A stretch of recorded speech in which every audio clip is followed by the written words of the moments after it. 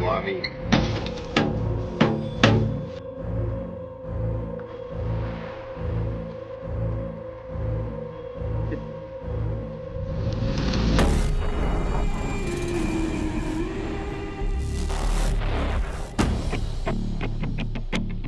There's another force applied in combat that we generally don't think of as a weapon of war. That weapon is words. Words are weapons. Telling the truth is the only way in which to influence people. This is psychological warfare.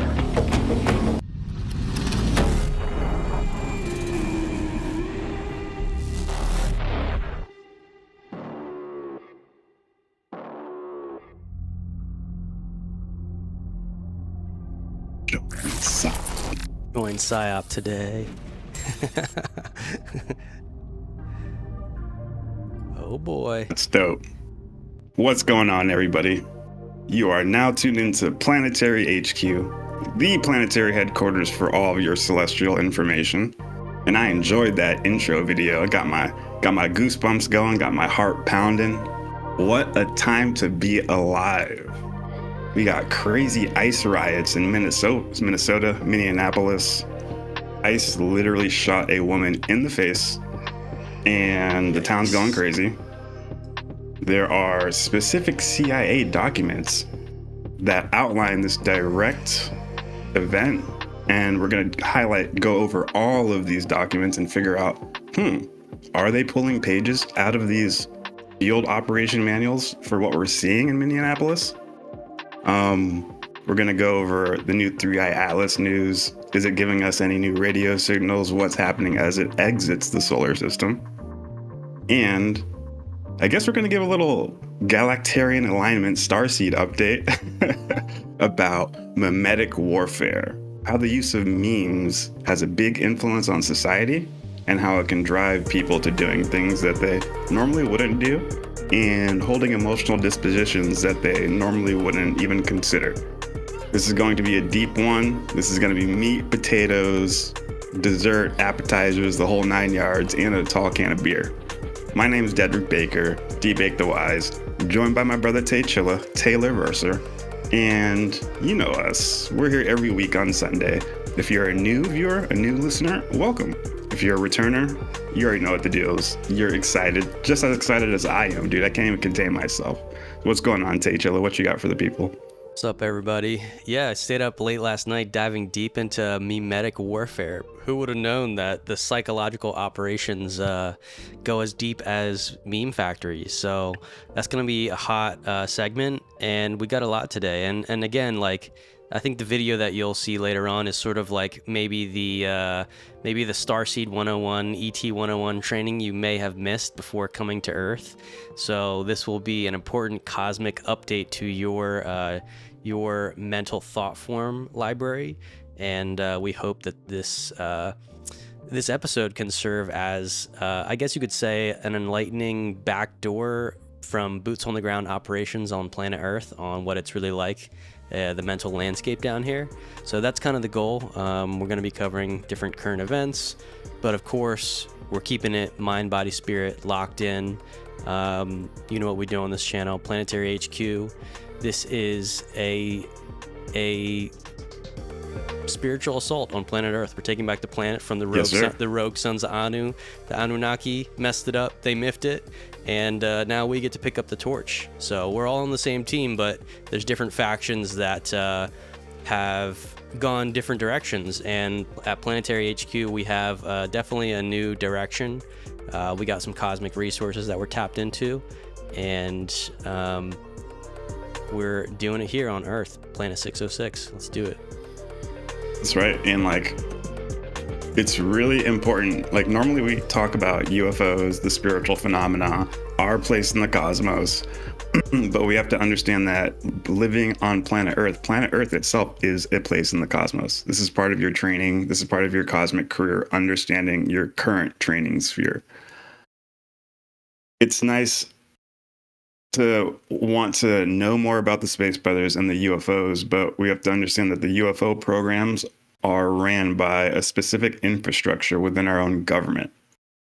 and that these very same UFO infrastructures are the ones that are conducting black operations across the world, overthrowing governments, writing secret field manuals on how to start a riot. It's all of these different statecraft operations that are being used against us in the socio-political, the geopolitical sphere. Those same corporations, those same institutions, those same organizations are in charge of the UFO phenomena. So once you understand the way that the mind thinks, the way that their mind thinks, know the enemy, then you can understand how they're approaching the UFO topic. It's like you need to know the rules that these guys are playing by. Once you understand the laws that they have codified, once you understand the rules that they play by so that they can get their goals achieved, you'll start to understand that they will go to all lengths, any lengths possible to achieve their mission. Once you see how intricate and complex their operations are, just to achieve social operations, economic, mineral resources, political goals, you'll start to realize, oh Lord, these guys are so deep entrenched doing literally 8D chess moves to get what they want resource-wise and political-wise. They're going to use these same tactics for covert operations to conceal the UFO phenomena. So, like I said, we usually talk about UFO, aliens, why planet Earth's so messed up, where did humans come from, and where we're going. And that's nice. To understand the book of the stars is important, but you need to understand the book of the planet, the laws of the planet, the laws of the land. Because we always talk about the laws of the stars, but you cannot negate understanding the laws of your planet. And there's people who are in charge of our planet, and they go by a certain rules. They have certain playbooks. So if you read their playbooks, you are now aware of what the possibility, the different possible things that could happen to you, I guess you could say.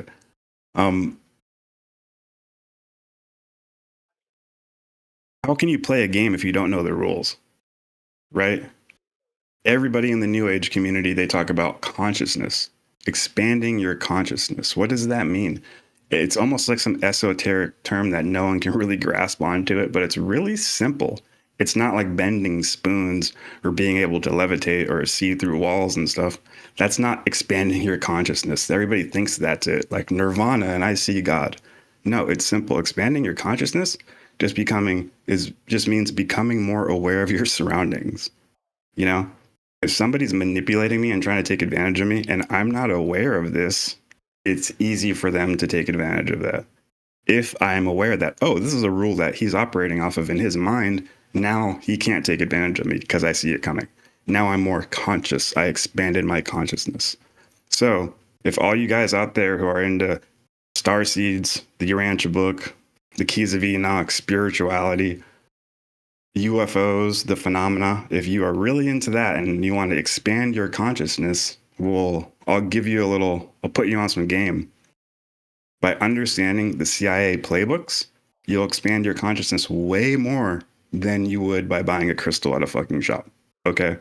That's just the truth right here. If you really want to expand consciousness, this is how we do it. You understand how the people play the game. If you don't know the rules of the game, you're going to get spiritually butt fucked, right? If you should walk onto a basketball court and not know how to play basketball and try to go, people are going to look at you like, what the hell is this guy doing? So we're here to get you right. That's what Planetary HQ is for.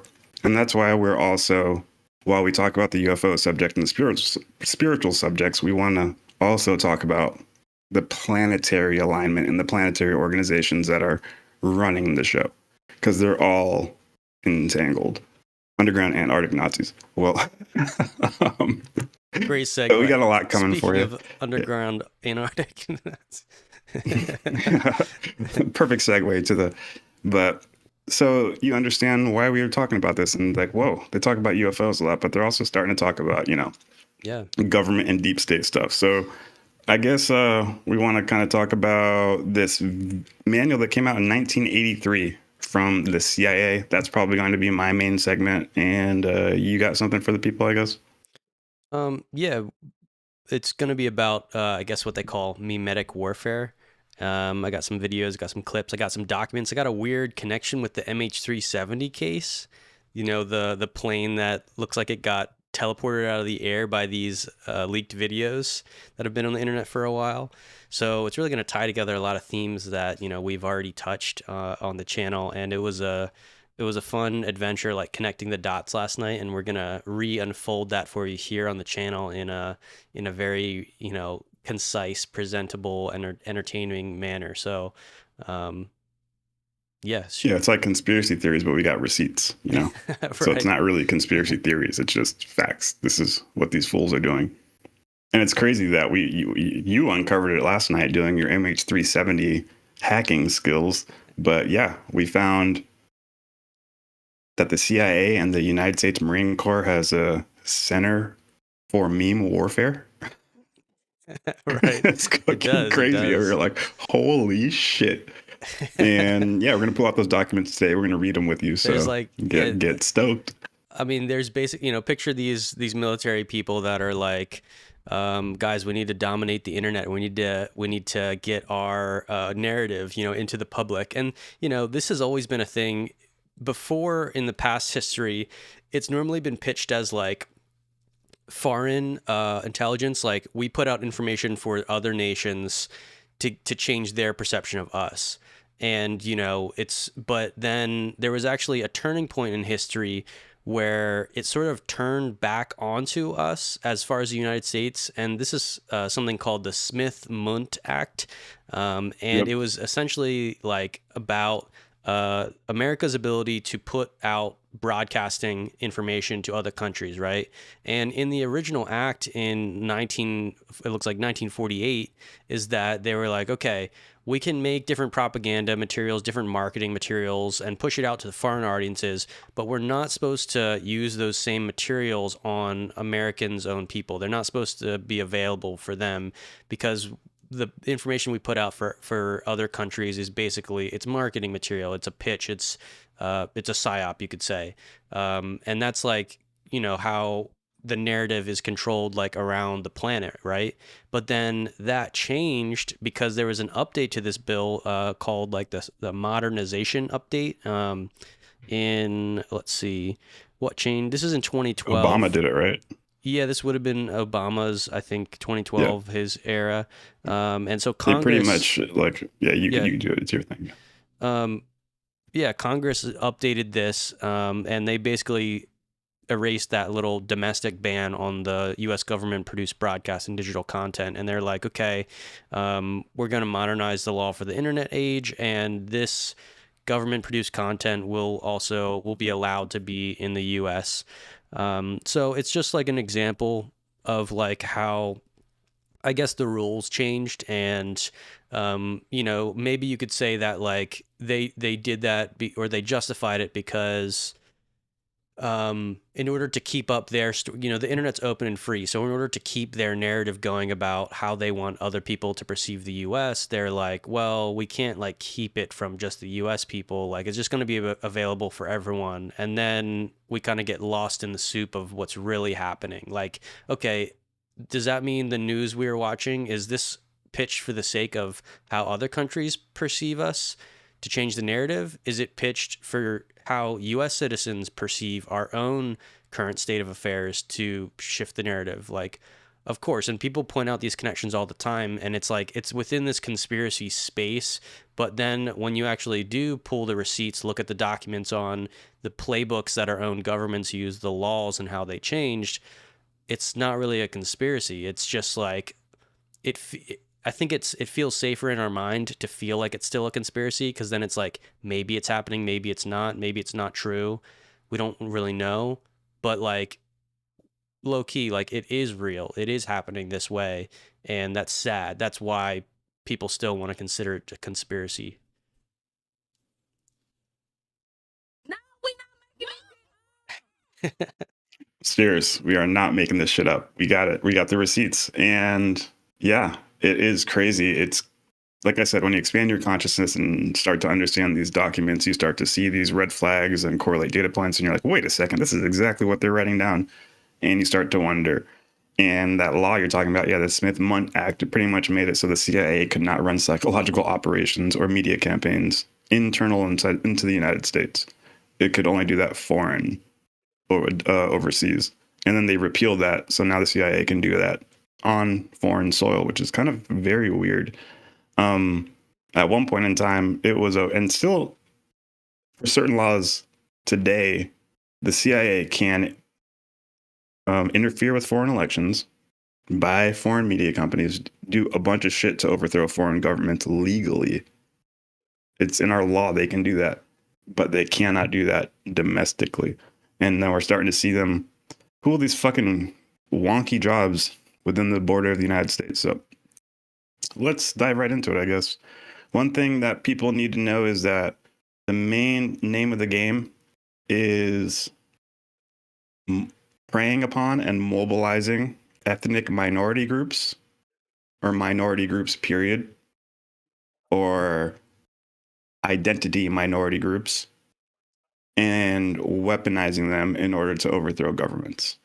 Ethnic minority groups, give them money, build their capacity in a foreign country, and then they will overthrow their government. Because usually those minority groups, you teach them that their government is oppressing them. The government's oppressing them. So those minority groups will rise up and overthrow their government. We got really fucking good at this after 1947. We were doing it before, even in the early 1900s, with like the banana wars and shit like that. But we got really, really good at 1940s. We codified it. So I guess I'll share my screen with you. We're going to go over a CIA manual that was written in 1983. And it was only declassified 7 years ago. Ooh. And it's a psychological operations and guerrilla warfare. So this specific manual was a CIA manual to overthrow the Nicaraguan government in 1983. They had a government called the Sandinistas. That was a communist-backed government. Or not even a communist. We call them communists. I mean, we call them neutral. Some people are neutral, and they say, we don't want to be communists versus America. We want to trade with both sides because we don't have a dog in the fight. If we see that from the United States point of view, we go, commie, we label him commie because he's willing to do business with a communist. We want a guy who is totally not willing to do business with Russia and China. So in Nicaragua, they had this government, we want to overthrow it, right? And let's start reading. So this is just a little index right here. Interaction, well, the different tabs. Interaction with the populace through group dynamics. Group dynamics, that's tab A. By group dynamics, they mean exactly what I'm talking about. Looking for ethnic minority groups, identity minority groups, in order, or even like libraries, social organizations, workers' unions, the unions that work the docks and the shipping ports, teachers associations, lawyers, captains of industry like businessmen. Those are group dynamics. So interacting with the populace through group dynamics. Tab B, armed propaganda as a constructive vehicle for garnering popular support. Tab C, emphasis on the Christian nature of the guerrilla movement. So we don't really use the term guerrilla anymore. We more just use like the popular movement or the oppressed, or, you know, just or a rioter, a protester movement, a social movement, a social justice warrior, like that kind of stuff. Guerrilla is an old school term, but you can just flip that word out. So emphasis on the Christian nature. So we were already preying upon the Christian nature of the ethnic minority group in Nicaragua. We need to increase their political awareness of the minority group. Should be as acute as their capacity to fight. What does that mean? Their political awareness of guerrillas should be as acute as their capacity to fight. The political awareness of the protesters should be as acute as their capacity to fight. So just as much propaganda as you can get in their mind, they should also be able to fight military-wise. So that's two different arms right there, political awareness and their capacity to fight. You have to capacity build. And then prohibition against gratuitous violence. Interesting. So not like, yeah, they'll go into general violence later, and you'll see they'll say general versus gratuitous violence. So they're pretty much saying, how can we overthrow the government without using military? Because military would be gratuitous violence, where you're just dropping bombs. You can't do that. How do we overthrow the government without that? We want to do it so covertly. Here it is right here, my favorite tab. The use of agitators, including the hiring of professional criminals to manipulate mass meetings and assemblies, which can result in general violence. This is the CIA and the State Department, our government, talking about hiring professional criminals to manipulate mass meetings and assemblies, which can result in general violence. Tab G. You can create a martyr for the cause. George Floyd and the lady that just died. Is this how Planetary HQ is going to blow up? We're going to create a martyr for our cause. Create a martyr for the cause. Hey, go so hard they take you out like Jesus, right? But yeah, creating a martyr for the cause. What was her name? Renee Good. Rest in peace. The lady that got shot in the face. U.S. citizen got shot in the face by the ICE officer, which is causing the riots right now in Minneapolis. If there is someone that dies, these psychological operation groups will key in and use their capacities with the media and social media, their different tentacles, to bring that to the forefront so they can get this riot starting. Their entire thing to overthrow the government is these are military operations they're conducting in the civilian sphere. Okay, so they're straight up just military operations without the uniform on. And they're trying to figure out how to conduct military operations in normal society and still achieve the goals that they want without military force, without uniform boots on the ground, without bombs exploding. In order to do this, they need a capacity build, different assets in society. They can't just come out and say, everybody band together and we're going to fucking overthrow the government. They know that there's different subgroups in society that have their different likes and interests, okay? And they want to build cells within all these separate different societies. So say one's like a black group, and you'll tell the black group that the government is oppressing you for black reasons, right?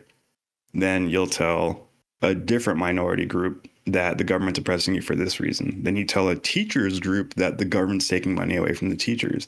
Then you tell the business group that the government is cutting your business deals. And you have all of these sleeper cells within different organizations that you're building distrust against the government, so that they call it like a trigger, a turning point. So that all at once, when there's an event, such as like a martyr, such as like a lady dies, even though these cells normally wouldn't interact with each other, they all hate against the government. They like fuse into one front, and they become a force to overthrow the government, when usually they wouldn't be coordinating with each other. But they outline this in this manual. It's fucking crazy. Selective use of violence for propaganda effects, and implicit and explicit terror. Straight up. It's fucking implicit and explicit terror. So we're just going to read the preface. It gives a little paragraph about all those. Or like, it's a 92-page document. We're not going to read all that, but let's go for it. Guerrilla warfare, social warfare, call it what you want. Social warfare is essentially a political war. For this reason, its area of operation goes beyond the territorial limits of conventional warfare, penetrating the political being par excellence itself, the political animal defined by Aristotle. In effect, the human being must be considered as the priority objective in a political war, as viewed as the military target of guerrilla warfare. The most critical point of the human being is the mind. Once the mind has been reached, the political animal has been vanquished. Are you reading this? This is the fucking State Department. Once the mind has been reached, the political animal has been vanquished without necessarily having received any shots. No shots fired. How can we overthrow this shit with no shots fired? Social warfare emerges and grows in the political environment. in the constant struggle to dominate that area of the political mentality which is inherent in every human being and which collectively constitutes the environment in which the social warfare moves, and which is precisely the arena in which its triumph or defeat is defined. This concept of guerrilla warfare as a political war turns psychological operations into the factor that determines the results. They're saying psychological operations is the determining factor. The target, then, are the minds of the population, the entire population. Our troops, the enemy troops, and the civil population. Dude, this is an 83. No shit, they only declassified it 7 years ago, dude. Our troops, enemy troops, and the civil population. Yeah. This is like deep state. This is as deep as it goes. This book is a guerrilla training manual, a social training manual for psychological operations, and it is applied to the specific case of the Christian and Democratic Crusade in Nicaragua. Okay, so they say this manual is made for that. Yeah. So, introduction, propagandists, guerrilla combatants. So that's like social oppressed people combatants, armed propaganda teams. I'm thinking they're actually talking about arms, like media teams that have guns. Mm-hmm. Development and control of front organizations. That's what I really want to focus on. Development and control of front organizations. So CIA cutouts, CIA shell organizations, they'll create businesses in foreign countries that look like Twitter, like a social media company, that look like a gas company, a church, and it's really a straight up CIA Department of State front. And that's, if for the listeners out there, if you don't understand, there's the Department of State that focus on national interests, the civil side, and then there's the Department of War, or the Department of Defense, that is security. So when you're listening to speeches in the presidential speeches, and they're talking about national interests and national security, they're talking about the State Department and the Pentagon, the Department of Defense, the Department of War. That's like the mother and the father, and their baby is the CIA. The CIA does all the fucking legwork. They're the young spry goose that can do all the shady covert shit. And in the CIA's charter is plausible deniability, because the Department of Defense and the Department of State can't get their hands dirty. So they use the CIA for plausible deniability. And USAID, but that's a different story. Same story. USAID is one of the funnels they use to capacity build in foreign nations. Every time you see those commercials, like, we need to develop third world countries. Development means putting CIA businesses in that country to make sure Russia, China doesn't get there and overthrow their government if we need to. USAID actually kills more people than gives them food. So many times they found USAID trucks with kilos of cocaine and drugs in them, like getting escorted by National Guard. It's fucking crazy. So, development and control of front organizations. Controlled the masses in meetings. Grassroots massive support through psychological operations. Because nothing says anything more grassroots than it being conducted by a CIA organization. It's so grassroots when it's planted by the CIA. That's the opposite. That's an oxymoron. They're modeling it, I guess. They're trying to give the appearance as if it's a grassroots movement by using a template. Exactly. Yes, it's Machiavellian. It's deceptive. It's kind of gross. All right. General background. The aim of this book is to introduce to the social person, the oppressed person, psychological operation techniques, which will have an immediate and practical value in social warfare. This section is introductory and general in nature. The following sections will cover every point mentioned here in more detail. Like I said, we won't read them on. We're just going to read the short bullet points because it's a 92-page fucking document. The nature of the environment in guerrilla warfare does not allow sophisticated psychological operations, and it becomes necessary for the group, detachment, and squad leaders to carry out with minimum direction from the upper echelons. Psychological action operations within the contacts who know the reality from the roots. So propagandists, combatant, social peoples, citizens. So just socially oppressed citizens who we want to activate. In order to obtain the maximum results from psychological operations and social warfare, each combatant must be highly motivated to engage in propaganda face to face, to the same degree that he is motivated to fight. This means that the individual's political awareness, the reason for his struggle, must be as acute as his capacity to fight. So just how he is pushing that propaganda, he needs to also know how to work an M16 and AK-47 just in case shit pops off. That's called capacity building. Such a degree of political awareness and motivation is obtained through group dynamics and self-criticism as a standard teaching method for all social training and operations. Group discussions increase the spirit and the unity of thought of protest squadrons, and they exert social pressure on the weaker members to perform a better role in future training or in combat actions. Self-criticism, da-da-da-da-da-da, cool. Just going to scan through this for a second, if you don't mind. Yeah, you're good. Move on to the next part one. about group discussions is interesting because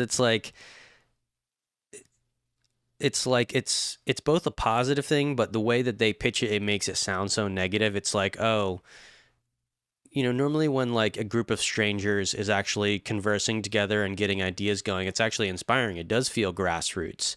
It's like it gets you out of your house from the armchair researcher position. It's enlivening, right? But then to find out that, like, I guess you could say bad actors are stoking discussions in a specific manner to kind of basically just, I guess you could say, rage bait groups in order to get the end result of like a riot or dissent to cause an upheaval. It feels so dystopian. It reminds me of Brave New World, 1984, Fahrenheit 451. Like this feels like something out of Fahrenheit 451. Like at the end of this, it's going to be like, and burn all the books. Like books are not allowed. Yeah, exactly. Burn all the books in the town. Yeah. After reading this manual, please burn it, and commit it to With oral the books. history. It's a shock. I imagine like souls arriving on Earth, like just thinking it's going to be a great adventure on this fun experimental garden planet, and low key in the background, these are the operations controlling the planet. How can we psychologically manipulate everybody? Right, our troops, the enemy troops, and the civil population. Yeah, at the end of this one, it says like that he must be persuasive in face-to-face communication. He must be able to list out 5 or 10 logical reasons why for the cause, that kind of shit. Okay, armed propaganda. This is what I wanted to learn about. Armed propaganda includes every action performed, and the good impression which this armed force may give will result in the population having a positive attitude towards those forces. It does not include forced indoctrination. Armed propaganda improves the behavior of the population towards its author and is not achieved by force. This means that an armed journalist unit in a rural town will not give the impression that its weapons are a force that they hold over the peasants, but rather that they are the strength of the peasants against the repressive government. Okay, so they are actually talking about media teams with guns, but you need to play it off like you're protecting the locals. That's crazy. This is achieved through close identification with the population as follows: hanging up the weapons and working alongside them in their fields, in construction, harvesting the grain, fishing, etc. Giving explanations to young men about basic weapons. For example, giving them an unloaded weapon, allowing them to touch it, see it, etc. Giving a basic description of its operation, describing with simple slogans how the weapon will serve the people in winning their freedom.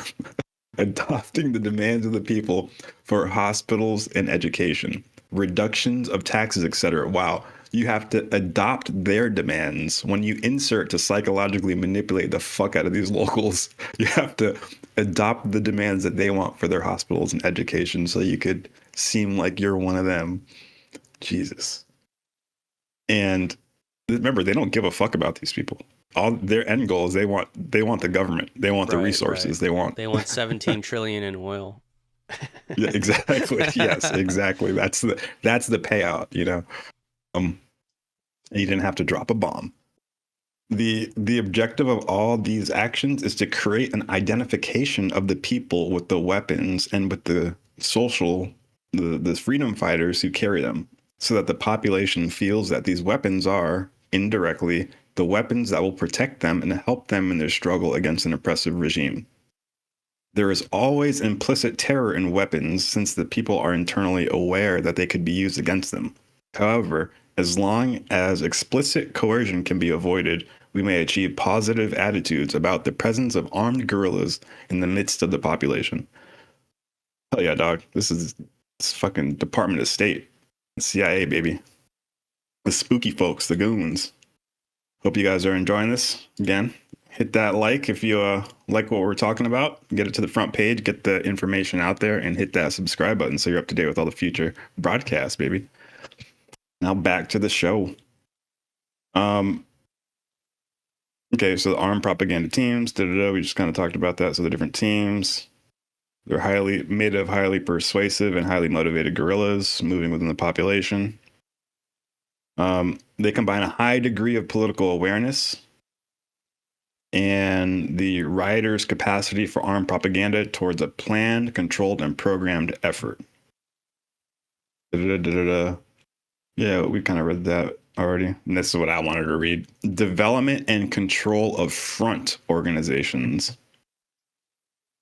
The development and control. Okay, so that's capacity building. Anytime you hear we want to build their capacity build, that CIA spy speak, that spook speak, that Department of State NLP tricknology, that wizard speak.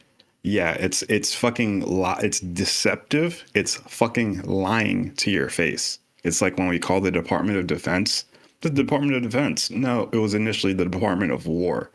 And we don't call it war, we call it forward defense now. Like these offense, are all like Department of Offense. Yeah. It's just forward defense. It's fucking this is wizardry. They're using a wand with their silver tongue. It's deception. I call it tricknology, NLP, neuro-linguistic programming. We have a lot of money dedicated to how to lie, how to subvert with the words. And the CIA they're fucking masters of it. We're gonna watch some videos too where some ladies who work for them are talking and they can speak so good. But once you can decode the language and see what they're really saying, you're like, oh shit, okay.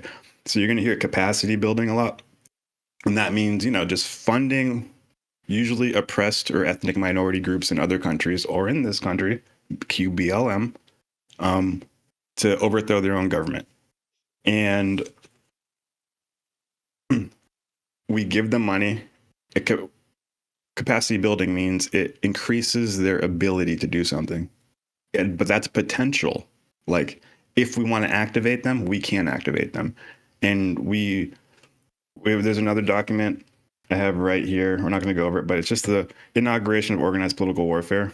12 days after we overthrew the Italian election, it just says that we need to be able to do this at all times without having to scramble. What is it? Yeah. We cannot afford in the future, in perhaps a more serious political crisis, to scramble into impromptu covert operations like we did at the time of the Italian election in 1947, the first time we capacity built. So capacity building means he's pretty much saying there in that document, the first CIA document where we did this in Italy in 1947, he's like, we can't wait for last second. We need a capacity build in every nation at all times. Just in case something pops off in that nation, we have someone we can press the button and boom, blow it up. So that's when you say we're sending foreign countries development and control. That's what we're talking about. We're developing up their media company, and then we put CIA spooks in there to control it. Because once you develop their country, you're not going to give them a bunch of oil pipelines and media companies for free. You got to put spooks in there to control it too, or else they're going to take it.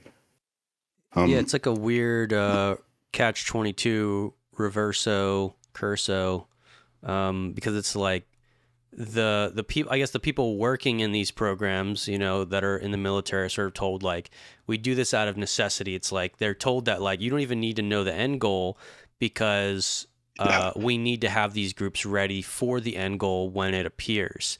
But then that sort of tricks, because I want, I guess I'm trying to create a little bit of separation between like the people in our military who are serving and are giving a Yeah. lot and They're not sacrificing, like taking part in this. there's No. that level. Even some of the people like in the psyop teams like can still be, I guess, sincere, but then it's this layer atop and above that really is like once once the once the influence is gained, then they end up using it for like many other things that go far beyond what the normal American citizen in the military is really understanding, like the, I guess, the geopolitical effects or how dystopian that the power is I guess being utilized, that they're helping to create. And you know, they're sort of just like trusting that the higher ups are doing the right thing or the necessary thing. But that's not how, like, it's like that's not how things will ever change for the better. It really is like thinking worst case scenario, and that's why like the consciousness change of this planet is the only thing that's going to really, like, I guess, affect this or battle it, because we're caught in such a dark loop in terms of like how our governments use their power for influence that if we just leave it up to them, they're just gonna plan out the worst case scenarios every time, and they're gonna plan for that. But what they could never plan for is like maybe the sincere revolution, the power of the human spirit when it's not being manipulated, when it's actually being connected to mind, body, spirit all at the same time in order to influence the best timeline and manifest that. So I don't know. That's just my thoughts behind it. And again, you know, for the spiritual people out there, I think you do, despite, we're not trying to just like scare you out of your wits. It's more of like you need to understand the Expand your landscape. consciousness. Yeah, expand your consciousness, so that you, one, hopefully that can inspire your own grassroots movements. I mean, in a sense, you could say that we are psychologically operating on you, the viewer, trying to do an anti propaganda mission. But I guess the psyop. the difference is that, like, I guess our end goal is not control over other people, it's control over yourself and having an inspiring and adventurous life that is connective to the greater cosmos. And so again, like, we're not influencing you so that we can have power over a group so that we can achieve some end means. It's just like yeah, it's like if you actually want to live, like, maximized to live out your potential and to live out or complete a greater planetary potential than what's currently being evolved and disseminated to the public. It's like, then you do have to participate, you have to choose. And that's what this is. This is a catalyst for you to choose. Where do you want the planet to go? And how are you going to, I guess, dissolve this paradigm that we're reading right here from the official CIA reading room? Yeah, the CIA Riot Starter Guide, Riots 101. Well said, well said. You got to be aware. You got to be aware. And yeah, we're not here to scare you, obviously not, but if you're a starseed and you want to operate on the face of planet Earth, you need to understand, I don't want to call them the enemy, but you know, the obstacles, the shadow people. I don't know. You just got to understand the rules of the land so that you can navigate it correctly, be more of a potent force. And you can now be a force to counter the psyop so that we can become conscious. And like what you were saying before, it does suck that these organizations have been around for such a long time. These secret societies have figured out compartmentalization so that the people at the bottom don't really know what the goal from the people up top. So, like, you know, if you just join the military on your own, yeah, there's honor, service, brotherhood. You know, I come from a military family. My father, Lieutenant Colonel in the Marine Corps, 20 years service. was in Mogadishu, Black Hawk Down. Come from a military family. I understand. I respect. I was going to join myself. If you're joining for those reasons, that's totally fine. No one's thinking you're out here trying to psyop and manipulate and steal people's resources, but there are people up top who have set it up like this so that the people down here don't know. And it's called compartmentalization. And now let's just superimpose that on the UFO phenomena. There's serious compartmentalization there. So now we're starting to unravel how these deep state UFO legacy programs actually operate. So yeah, and you guys are enjoying. I want to throw out a shout out to David Grush. There's some new news. He's doing some more interviews. I guess he just did an interview with Megyn Kelly, which is, I guess, a big newscaster on planet Earth. And he said, even in his original revelations to Congress, that there was a serious disinformation campaign on the American public about the UFO phenomenon. And 1000%. he even said that our government, that these different agencies have blood on their hands in the way that they've kept this thing silent, and that they hurt people. They will go as far as to kill people to keep this secret. And yeah, so that's from the mouth of one of the foremost, probably the foremost UAP whistleblower of the century. And yeah, that's, again, you wonder, what is he talking about? Disinformation and propaganda. It's exactly what we're reading. Like, you can connect the dots there, and then really wonder, like, well, at some point we're so lost in the mire that, like, we don't think that revealing that we are not alone would be able to inspire a new cosmic concept in humanity.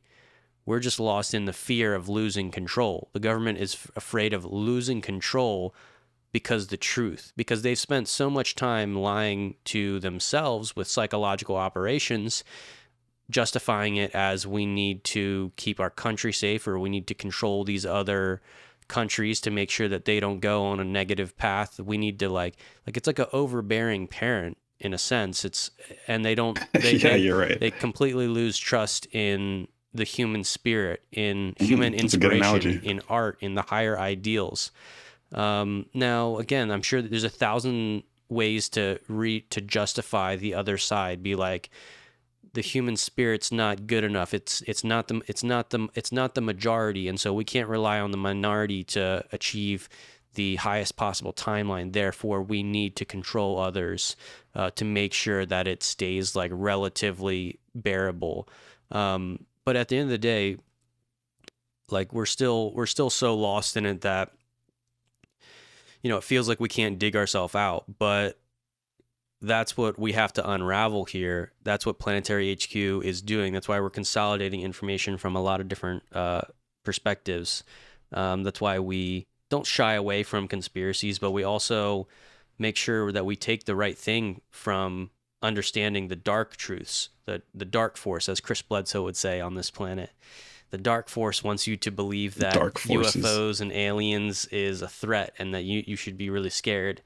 But the lady says that a new knowledge is coming to humanity. So I guess you got to, I don't know, there's a lot of mysterious things in the UFO field, in the spiritual field, different, I don't know, prophetic predictions, esoteric characters. And when I dive into that stuff, it's exciting. But then you look at this other side, psychological operations, UFO disinformation campaigns, and an 80-year secret that we've been keeping about our place in the cosmos.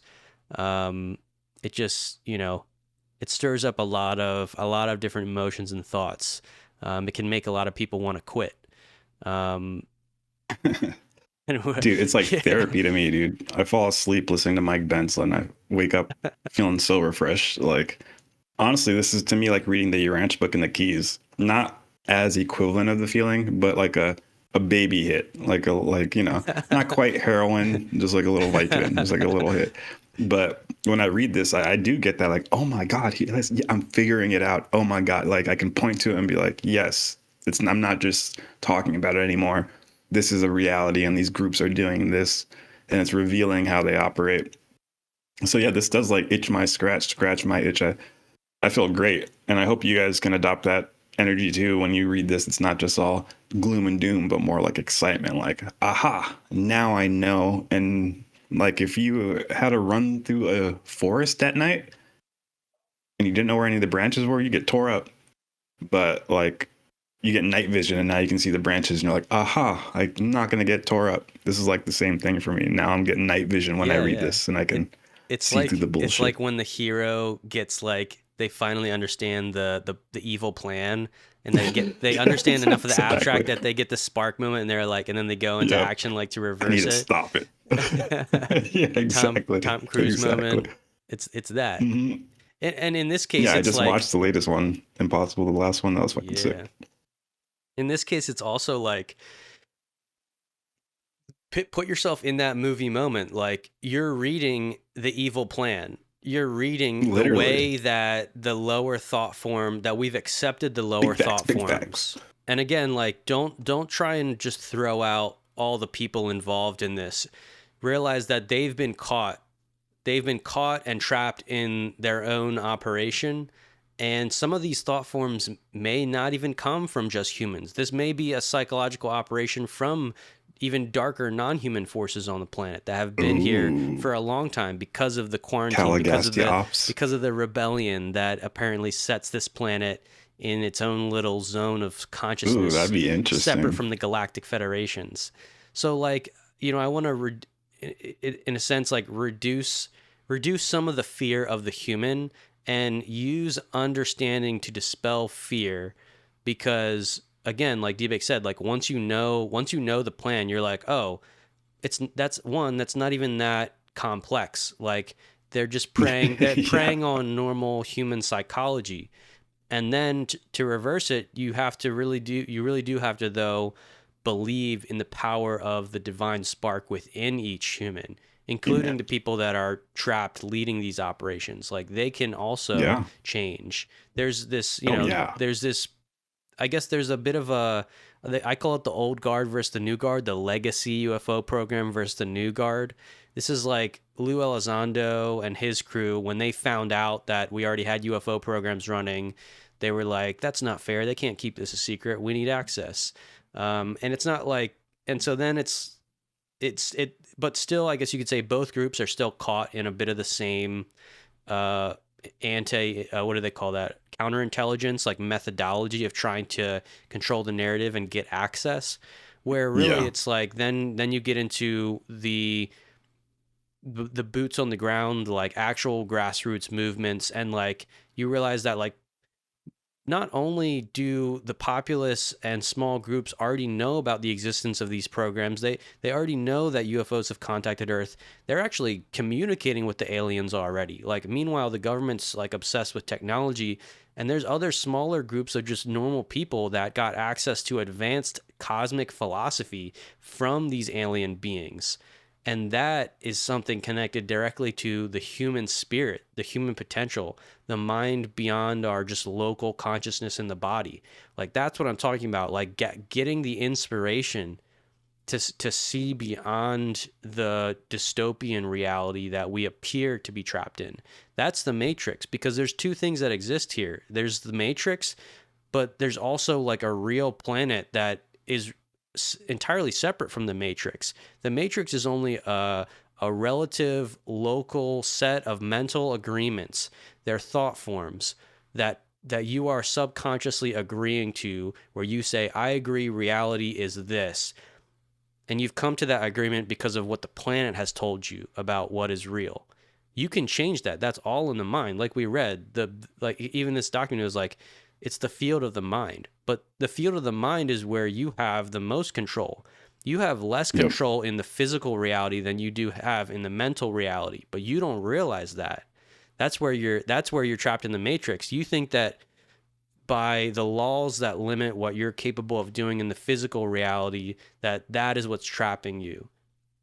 It's the mental reality Damn. which traps you far before the physical realities. Yes. Amen. That's what the Matrix is. Now, of course, Don't there's this get caught the fuck balance. Obviously there's a balance. Is like the thing. I guess it's like if you try and fight just the physical laws, you simply end up as a protester who's being influenced by psychological operations. But if you fight from the mental laws, that's where you can potentially transcend these thought forms, because you can't just protest the lower thought forms and say we need to get rid of them without having higher ideals to replace them with.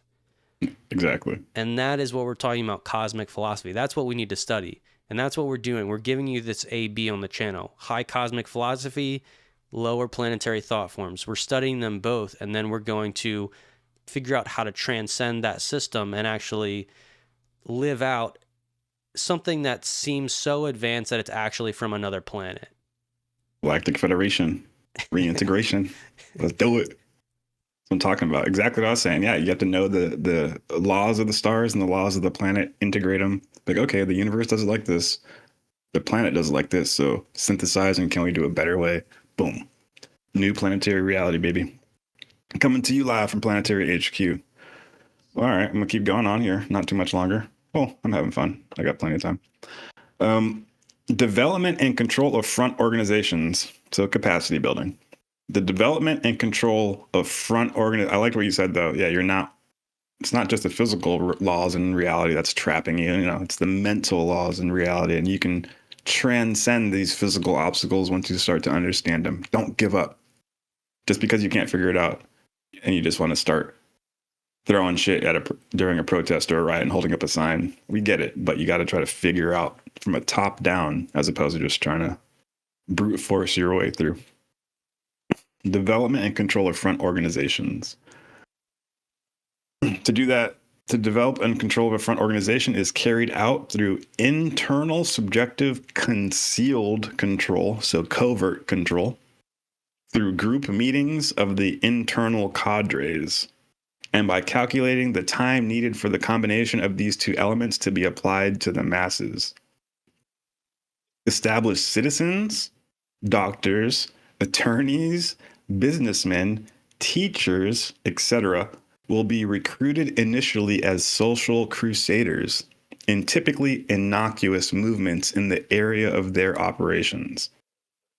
When their involvement with the clandestine organization is revealed to them, this exerts psychological pressure on them so they can be used as internal cadres in groups to which they already belong or groups which they could join. So that's what they were saying. That's what I was explaining in the beginning. They're going to get 10 good citizens, 10 well-established doctors, 10 attorneys, 10 businessmen, 10 teachers, 10 churches, 10 food banks, 10 social media influencers, 10 talk show hosts, because those are all in different sectors of the environment. Those 10 within their sectors will be internal cadres, and they can influence more people within their sectors, and they're going to try to fuse that into one national front. Let's keep reading. Through the gradual and skillful process, they will receive instruction and persuasion techniques for the control of target groups, which will support our democratic revolution, control of target groups, which will support our democratic revolution. Hit the media, hit the EBT or food supply, hit the unions, hit the check companies that would support our democratic revolution. Every time you see democratic revolution, it means government overthrow. That's all it means. Every time we're giving democracy out, it just means we're going to fuck up your government. A system for the control of all the cells, so different sleeper cells. So the control of all cells isolates individuals from one another, so they're separate. But at the appropriate moment, see, they say that all the time in different documents, at the appropriate moment, their influence is used to fuse these groups together in a united national front. Dude, this is the State Department and the CIA literally workshopping, think tanking how to infiltrate and manipulate people, the masses, in order to overthrow governments. The most concise, quick, efficient way, the logical, How can we actually pull this off step by step, plan by plan? They fucking have thought about this. And once you know the playbook, you start to see it happening everywhere. And I'm about to bring this to the United States, people. I'm just teasing you right now. So that's gnarly right there, dude. This straight up spelled out right there. CIA, how to start a riot, 101. Number 6, control of meetings and mass assemblies. The control of mass meetings in support of social movement is carried out internally through covert commando elements, bodyguards, messengers, shock troops, incident initiators, poster carriers, also used to give signals, slogan shouters, all under the control of the external commando element, all under the control of the CIA-backed Special Operations Group. This is where I'm going to bring it into modern day right now. You see that? Slogan shouters and incident initiators. Let's check this out. I think you can hear this right here. So we just read slogan shouters, right? This is from Minnesota. This is the riots due to the ICE shooting that lady in the face. Renee Good. Do you have a job? Do you have a job?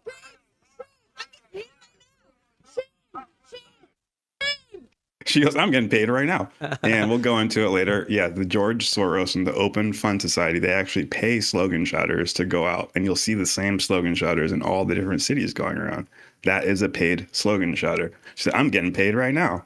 Shame, shame, shame. We're reading it directly from a CIA playbook, and then we see it in front of us today in a riot in Minnesota. What else did they say? Not only slogan shouters, they said, what is it? Incident initiators? Is that what they said? Yeah, incident. Shock troops or incident initiators. Look at this shit, dude. One of the most suspicious things that happened yesterday in Minnesota, in my opinion, is this guy. The guy who burned the American flag in front of everyone. Now, after he did this, he immediately left like it was nobody's business. Now, why would someone burn up a flag, rile them up, make them protest, and just sneak away? A girl followed him, recorded him, asked him a bunch of questions, and just check this out. You wouldn't have ran off. That's weird. Because we need people to see that that's happening. It's fucking trivia. Well, why would you run off? You can give us a little more volume. That's weird, to burn a flag and run off. That doesn't make sense. That's not a protest. Why are you not back there at the protest? We got everybody riled up. Came here to do what? Boogaloo boy? Not saying a word. You a boogaloo like boy. Military. What are you doing here? Base forward, no words. Usually these people are proud to protest and tell them where they're from. Where you from? Why are you here? Yeah, we know. We remember George Floyd, so we know you guys are around. Ooh, damn. Yeah. Yeah. He doesn't even know where the fuck he is. He doesn't even know where his fucking car is. See, he's compromised. He doesn't know what to do. He's an op, and he's like, fuck, I can't get to my car. What? I just gotta like stay quiet. Ninja or something, bro. Cosplaying. He's a Fed. We need to know who the hell this guy is. So there it is right there. The fucking Fed. Incident initiator. Slogan shouters. We're reading it from How to Start a Riot, 1983 CIA playbook. Yeah. And then we see it happening. From this document, this person might not be in the government themselves, but they're paid, you could say. Just like the shouter is like somebody just to go and TaskRabbit and be like, hey, I need someone to burn the flag at this protest. But it's not through TaskRabbit, it's through some other channel, you know. For sure. And remember the CIA's doctrine, it's plausible deniability, right? So they can't get caught. So you're right, it could be through like a third-party channel. I think it makes more sense that they're like paid as a third party. I mean, they could be a direct individual working in government or military, but it seems like for the sake of denied plausibility, is that the right word? Plausibility? Plausible deniability. Plausible deniability. Yeah. If I was in their shoes, I would find a way to pay somebody to do that. That makes more sense. Yeah, I think they're paid protesters, right? Yeah. There is an article that Mike Benson over, I forget. George Soros owns a company where you can buy people to show up to your speeches. You can buy crowds. Yeah. And that's the same organization people are saying is used to funnel this money.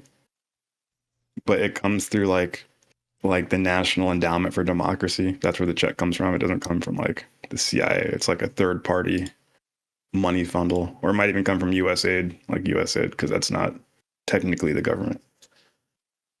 Yeah. It's fucking weird. It's weird. I mean, this 1980s document, and then we just showed you 2 videos of how it's still implemented today. Exactly what it's saying. You need some more receipts. Yeah. You need to get out there yourself and just people watch, be like, wait, that's the playbook. It's the playbook. And then you can predict what might happen next because you know the steps of escalation. So when they get all these people together, when the cadres are placed in or recruited from organizations such as labor unions, youth groups, agricultural organizations, or professional associations, they will begin to manipulate the group's objectives. So when your internal cells that you built up, they will start to manipulate those groups from inside. The psychological apparatus of our movement, by means of the internal sleeper cells, will prepare a mental attitude which, at the crucial moment, see, there it is again, at the crucial moment, could be involved in a fury of justified violence. They're calling for a fury of justified violence through lawyers, doctors, youth groups, labor unions.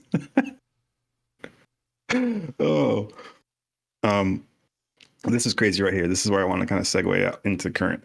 This can be carried out through small groups of social activists infiltrated within the masses who will have the mission of agitating, giving the impression that there are many of them and there is a great popular support. Using the tactics of a force of 200 or 300 agitators, 200 or 300, capacity built individuals in a foreign territory, 200 or 300 people on the CIA payroll. One can create a demonstration which 10,000 or 20,000 could take part.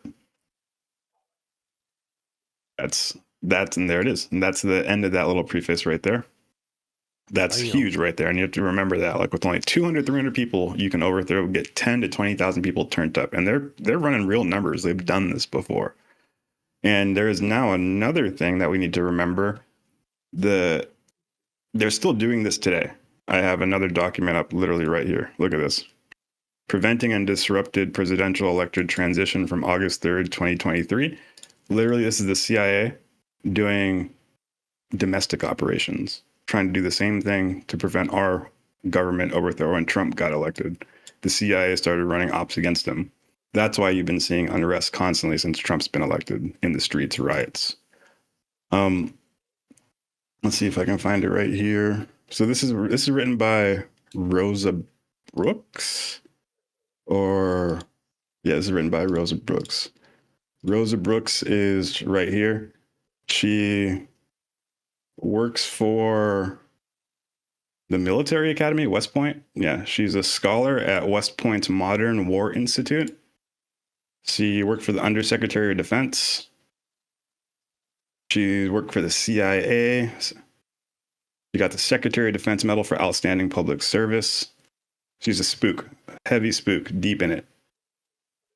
She's in charge of this. This is the Transition Integrity Project, which is what I'm reading from right here at the top. You see the TIP. This is the Transition Integrity Project right here. So she wrote this. And I'm just going to scroll down. I'm just going to read one sentence. Actually, I don't want to read it a lot from this, but it is one sentence, and it's number 4. Where is it? Number 4. A show of numbers in the streets and actions in the streets may be decisive factors in determining what the public perceives as a just and legitimate outcome or a just and legitimate government. So this came out, I think, right before the George Floyd riots and during Trump's And this was like the Transition Integrity Project was created during the first Trump administration, and they kept meeting consistently to try to figure out how to cause riots to destabilize the Trump administration. It's interesting. And you're seeing these CIA officers doing domestic operations. It's fucking weird. That I think that's what this whole Minnesota thing is. Just another thing to try to, because I don't give a fuck about Trump or anything, but just Trump's mentioned in this article so much. Anti-Trump, Trump, take out Trump. I don't give a fuck about Trump or Biden. I think they're both clowns. I give a fuck about the CIA thinking it's okay to run psychological operations on our own American people. The repealing of the Smith-Mundt Act. So you see right here, it's still going on today. The CIA spook from the Department of State, the Department of Defense, and a scholar at the Modern Institute of War at West Point. West Point is where they train Army officers. She's doing CIA operations internally, domestically. And she's in charge of this Transition Integrity Project. So the Transition Integrity Project was literally a think tank on how we could get Trump out of the office. And it was interesting. So she headed it.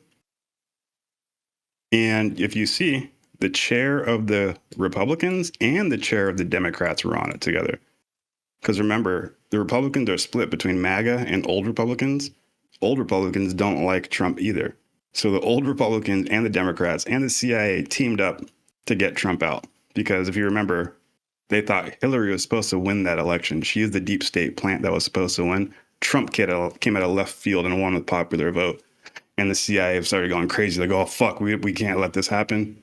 And they started running those domestic ops. Get this guy out because we want our puppet still in there.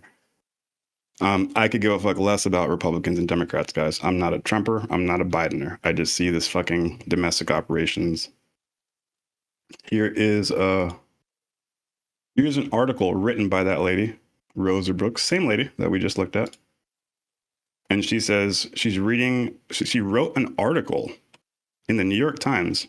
And she says the article's called 3 Ways to Get Rid of President Trump, right? It's called 3 Ways. But she sneaks in the middle of the article a 4th possibility. She knows she couldn't put that in the top because it would have been she's calling for illegal tyranny. Look at the 4th possibility is one that until recently I would have said was unthinkable in the United States of America. Yeah, okay, you've been thinking about this forever. A military coup, or at least a refusal by military leaders to obey certain orders. That's literally what came out a couple weeks ago. All those military people came out when Trump was bombing the boats, and they were saying, you don't have to listen to his orders if you don't need to. This is literally a tactic from the CIA themselves trying to get the military to turn on their commander-in-chief. You're not allowed to do that. That's called sedition. You're not allowed to call for that. If you're a United States person, you can't be doing that shit. So I'm seeing all these CIA operations going on within our own government. Okay, so it's scaring the fuck out of me. Now, I guess to wrap it up on just my want sort of your top line assessment before we get really. Yeah, let's watch a little bit of this. This is cool. Just want sort of your top line assessment before we get really granular because I know that's what the audience wants. Yeah, we got it. Of everything. Can you still see it? Yeah. Right now. Well, it's a kind of deflated. Big shout out to Mike Bentz. He's the inspiration for a lot of this. Winter suppressed attempt to recreate George Floyd 2.0. I think the cold weather and maybe lack of a protected identity group status about this makes it less of a hotbed. I don't think it'll reach anywhere near the George Floyd. What's up? Push the audio down a little bit. It's like really hot on this. I don't know. Yeah. Cool. Levels of things, but this is they need to keep this. We talked about it a million times, but this kind of people-powered color revolution, people on the streets, force, hungry, enthusiastic, and active. It's almost like deploying troops somewhere to keep the troops in ready position so that when the hot summer approaches, they're warmed up and good to go. This, I think, is effectively what we're seeing in once again Minnesota. This is the same Minnesota that kicked off the George Floyd riots. But the tape that came out today about the car hitting, which I think was the opening clip that you played in that montage, hitting the officer, ending once and for all with incontrovertible smoking gun evidence that she had indeed effectively tried to run him over. You could hear the thudding, the whacking sound of the car actually hitting the officer. I'm not backing him up on that. I think the guy should get arrested for what he did, but I'm just playing this because he said some other good stuff. For the listeners out there, I'm not advocating his point of view directly on that call, but let's keep listening. And his looking like his body camera having to jerk away because of him being hit. But effectively, that this is the equivalent of if the actual police report had been made public about George Floyd in the early days of things, before the I can't breathe narrative was allowed to saturate for what was effectively 5 months, and no revelations about the fentanyl overdose. But they will continue to try this and sit up The show right after this break. You highlight these peaceful protests on your show regularly. Do you think they do any good? Do you think that anything comes from them? Yes. You do? Yes, I do. I mean, in political science terms, there's what's called the 3.5% rule, which is that if you look at authoritarian regimes of various kinds all over the world over the last century, once you have 3.5% of a population protesting nonviolently against a dictator or an authoritarian, that is essentially an unstoppable force that they can't oppose, and that precludes them from consolidating dictatorial power. 3.5%. 3.5%. It's not that much larger a number than what we're already seeing in the streets against Trump. So you recognize that? We just read that from the 1983 manual. 200, 300 people, you can get the entire, only 3.5% of the population in order to cause a riot so strong that the government has to vacate. Vince explains it right here. You're back in the war room, where 3.5% is a very important number and figure. Let that sink in. That's, of course, Maddow, the political theorist. Well, I would just remind her humbly of, who is it, Max Weber, talking about the monopoly on the legitimate use of force that does not rest with crazy rogue, as Steve says, Karen leftists driving cars, or freaky liberal protesters or Somalians trying to kill ICE officers, shoot them, do whatever. It rests with the state. Just my 2 cents. Mike Benz, I want to bring you back in where we left off, sort of looking at this through the lens of that 3.5%, which I think squares kind of nicely with what you were talking about, this sort of, ready reserve status of the left-wing color revolution extraordinaires. What else do you think our audience needs to know about what's going on in Minneapolis? While you're playing that segment, I kept looking over to my kitchen and thinking if I had time to grab a spoon, I wanted to gag. Oh, there's a shoehorn here. I want to gag myself. A political scientist, Rachel Maddow, didn't come up with that. That was conceived in the literal color revolution studies. I mean, they call it democratization studies, and it's a subfield of political science, sociology, the psychology, international relations. This is essentially the color revolution theoretician number that they always constantly cite. Science has empirically validated that if you can mobilize 3.5% of the population into the streets, it's the magic number that makes a tipping point that makes it impossible for police and security services to contain the protests. And so the president, the democratically elected president, is forced to flee in a helicopter to a non-extradition country, and so that we can install a tin pot dictator of our own who will serve our own donors and corporate interests. It's nauseating. It's hilarious. The FBI designated the 3%ers effectively a.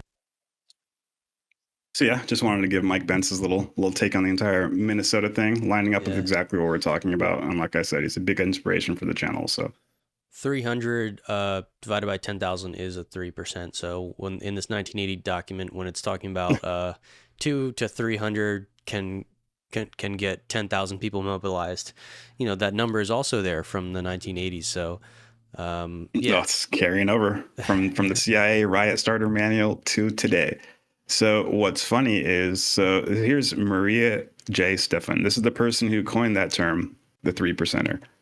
Her and Chenoweth coined the rule about the level of participation necessary for a movement to succeed, called the 3.5% rule.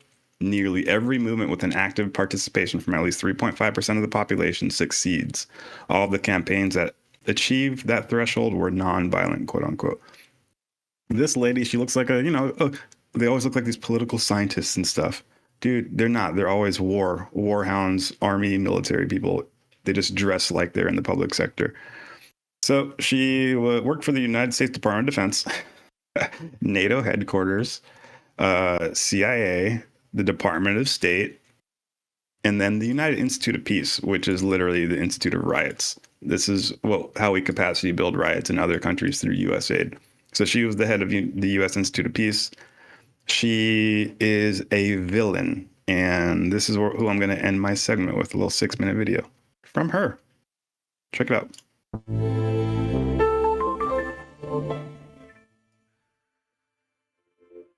aspect of nonviolent movements that makes them particularly potent, not to mention highly creative, is the wide variety of tactics available to participants. This broad The wide variety of tactics available to participants. Spectrum of tactics enables lots of people with different skills, physical abilities, and risk tolerance levels to join Risk tolerance levels? What the fuck does risk tolerance level? Something bad could happen to you if you participate in this riot. What are you willing to engage in? What kind of risk? Campaigns and movements. Dr. Gene Sharp documented almost 200 nonviolent methods in his 1973 classic, The Politics of Nonviolent Action. And every new campaign or movement around the world invents its own new and innovative methods. Gene Sharp classified the methods of nonviolent action into 3 broad categories: protest and persuasion, non-cooperation, and intervention. Protest and persuasion include actions such as petitions, leaflets, picketing, candlelight vigils, the wearing of symbols, singing, protests, walkouts, and symbolic actions such as coordinated turning on and off of lights and the banging of pots and pans.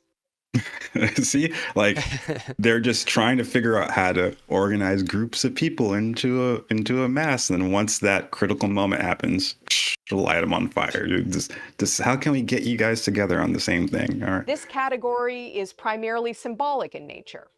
However, such tactics can be very effective beyond the symbolic and risky if they beyond the symbolic and risky take place in a country in which any forms of organized political dissent or assembly is illegal or outlawed. The main purpose of protest and persuasion actions is to send a message that something is wrong in society and people are ready to take action. This category of tactics is most commonly associated with the conversion mechanism of change that we discussed earlier. Protest and persuasion actions may pave the way to more targeted, disruptive, and/or potentially high-risk actions later. Wow, protests may develop into targeted, high-risk situations later.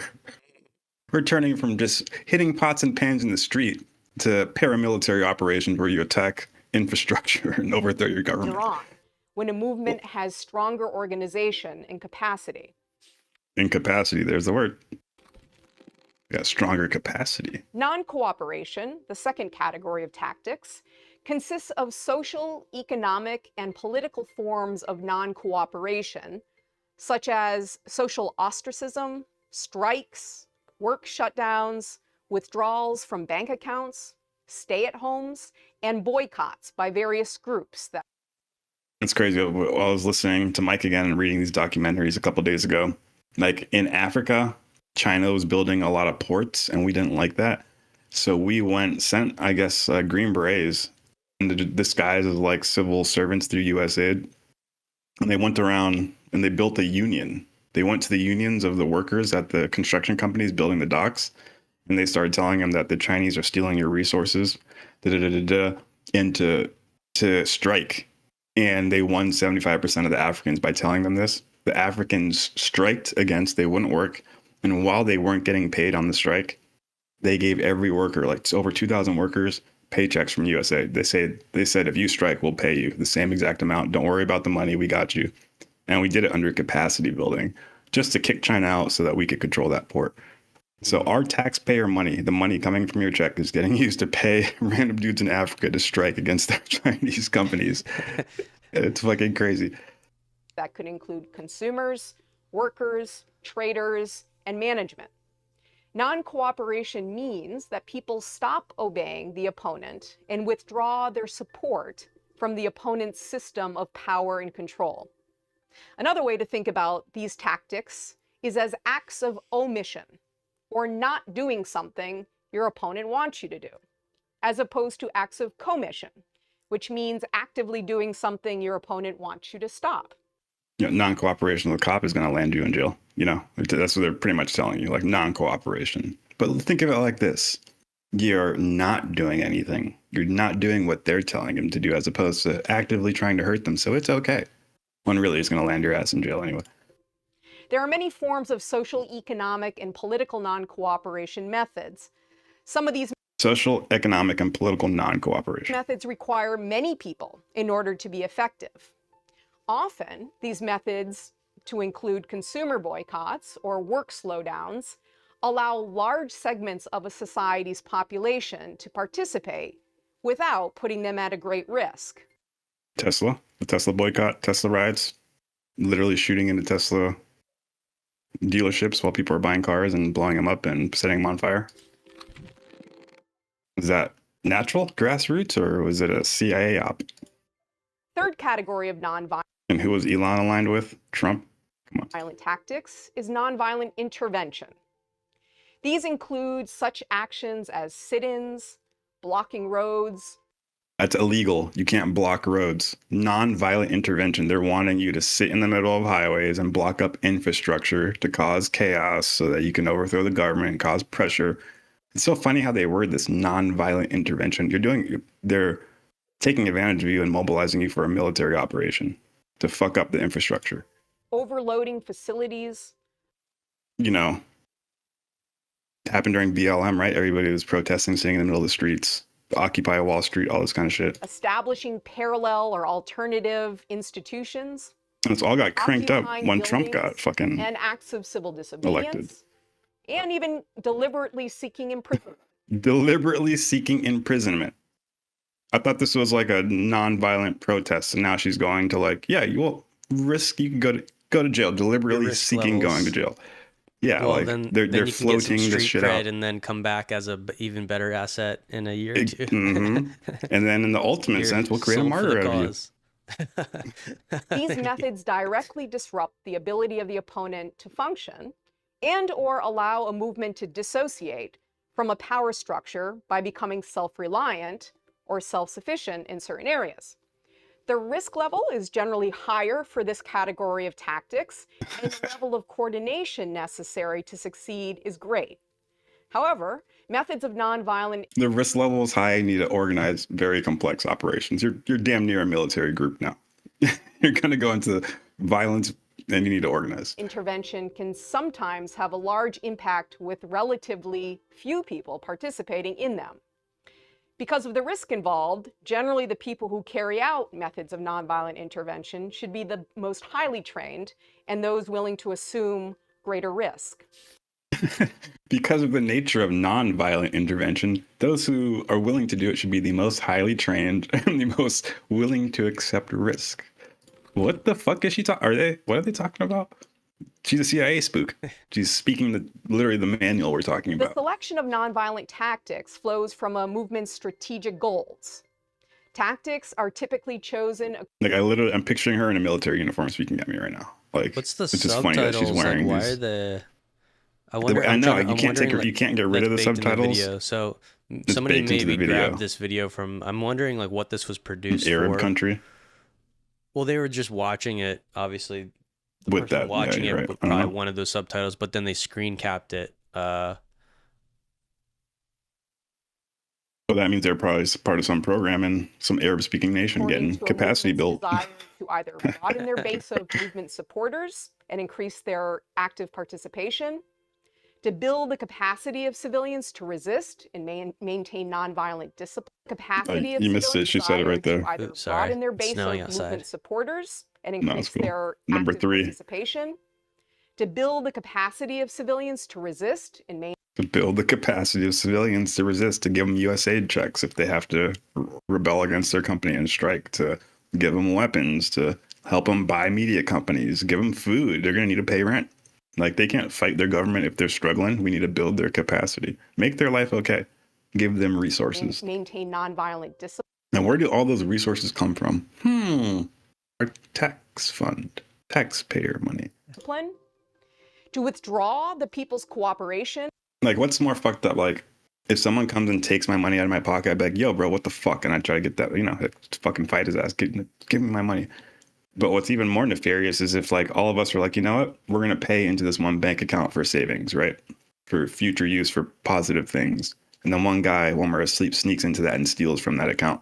That's terrible. Oh. That motherfucker needs to, like, get put down. And that's what they're doing, essentially, with the tax fund. We're all paying in it for a good reason, and then we're going to steal from it. For so essentially, they're stealing from all of us. A little bit for civil rights, a little bit for exactly. The moon base. 3i Atlas satellites. Yeah. From the status quo power structures, to weaken the opponent's pillars of support by undermining the loyalties of those who support them, to increase the movement's pressure and intensity over time, and, importantly, to enhance the movement's resilience, particularly in light of potential or real opponent repression, both violent and nonviolent. In identifying and choosing nonviolent actions, which is obviously driven by the context, strategists must first do their background homework and research about which tactic or set of tactics makes strategic sense at a particular point in the campaign or movement. They must select participants for the action.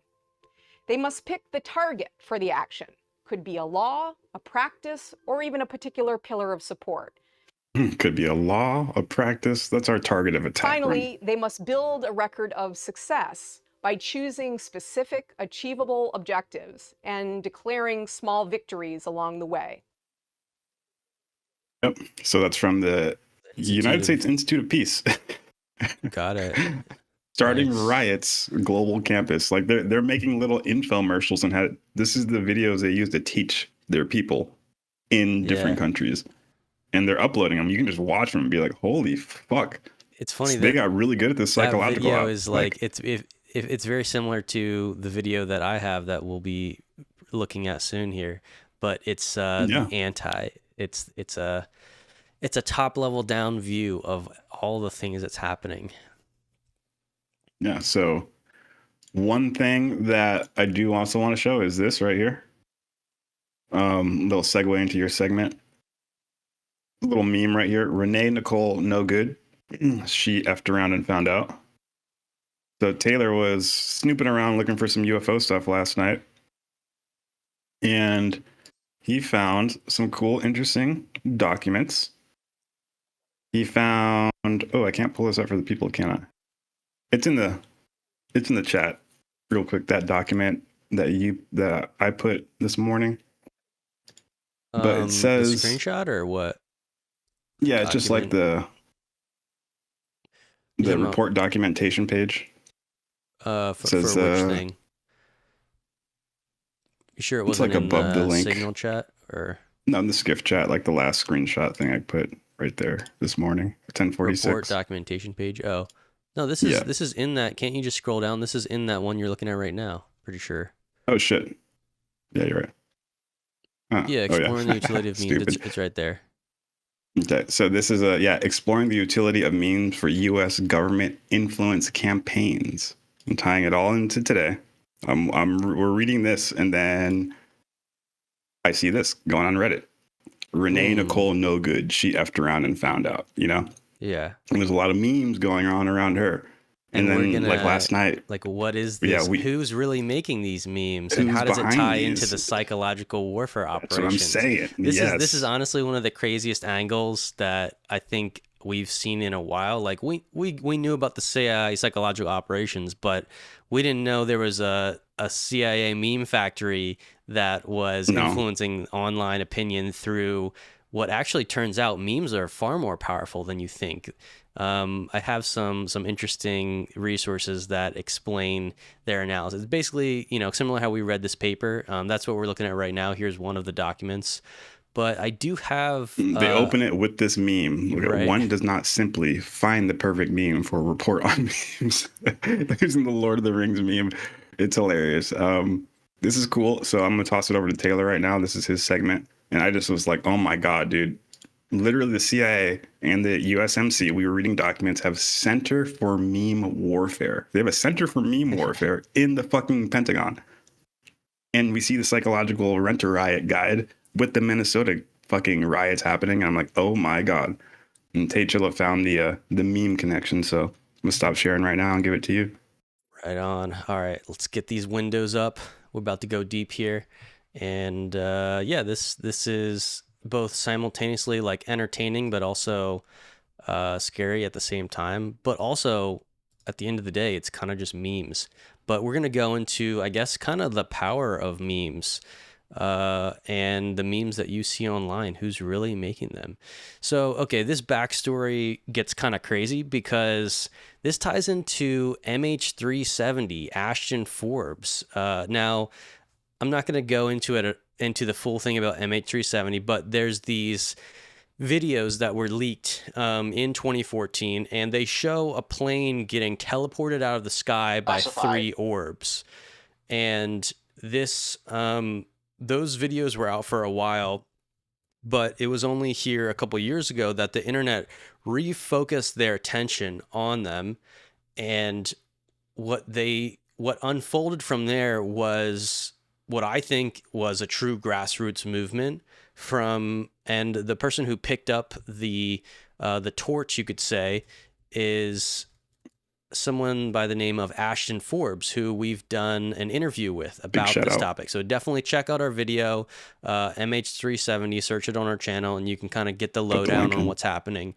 But that being said, one of the key turning points in this MH370 case was when this YouTube channel popped up called Real Creepy Stories.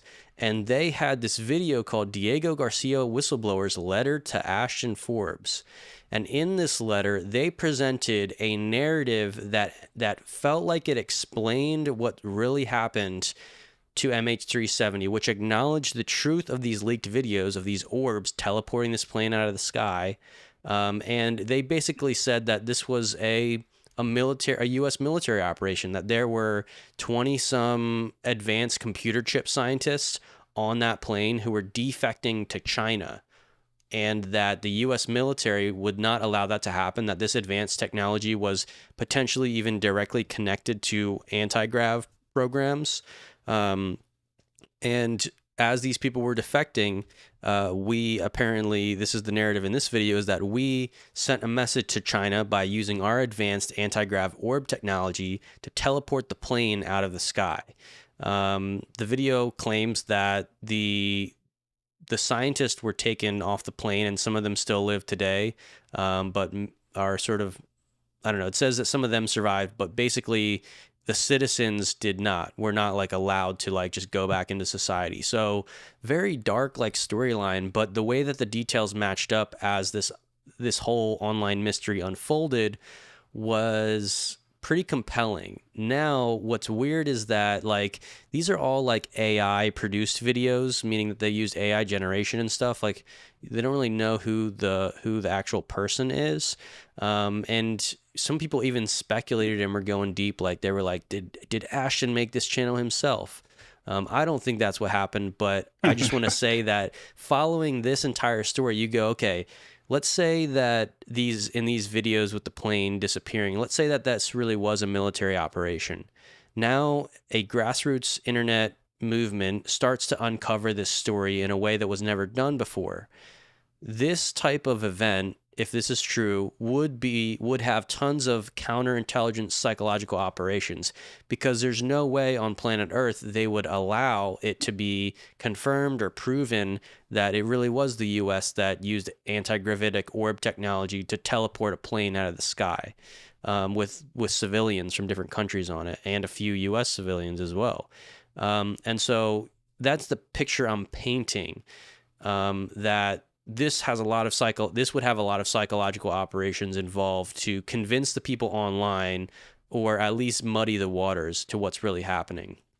Okay, so here's where the mystery comes in.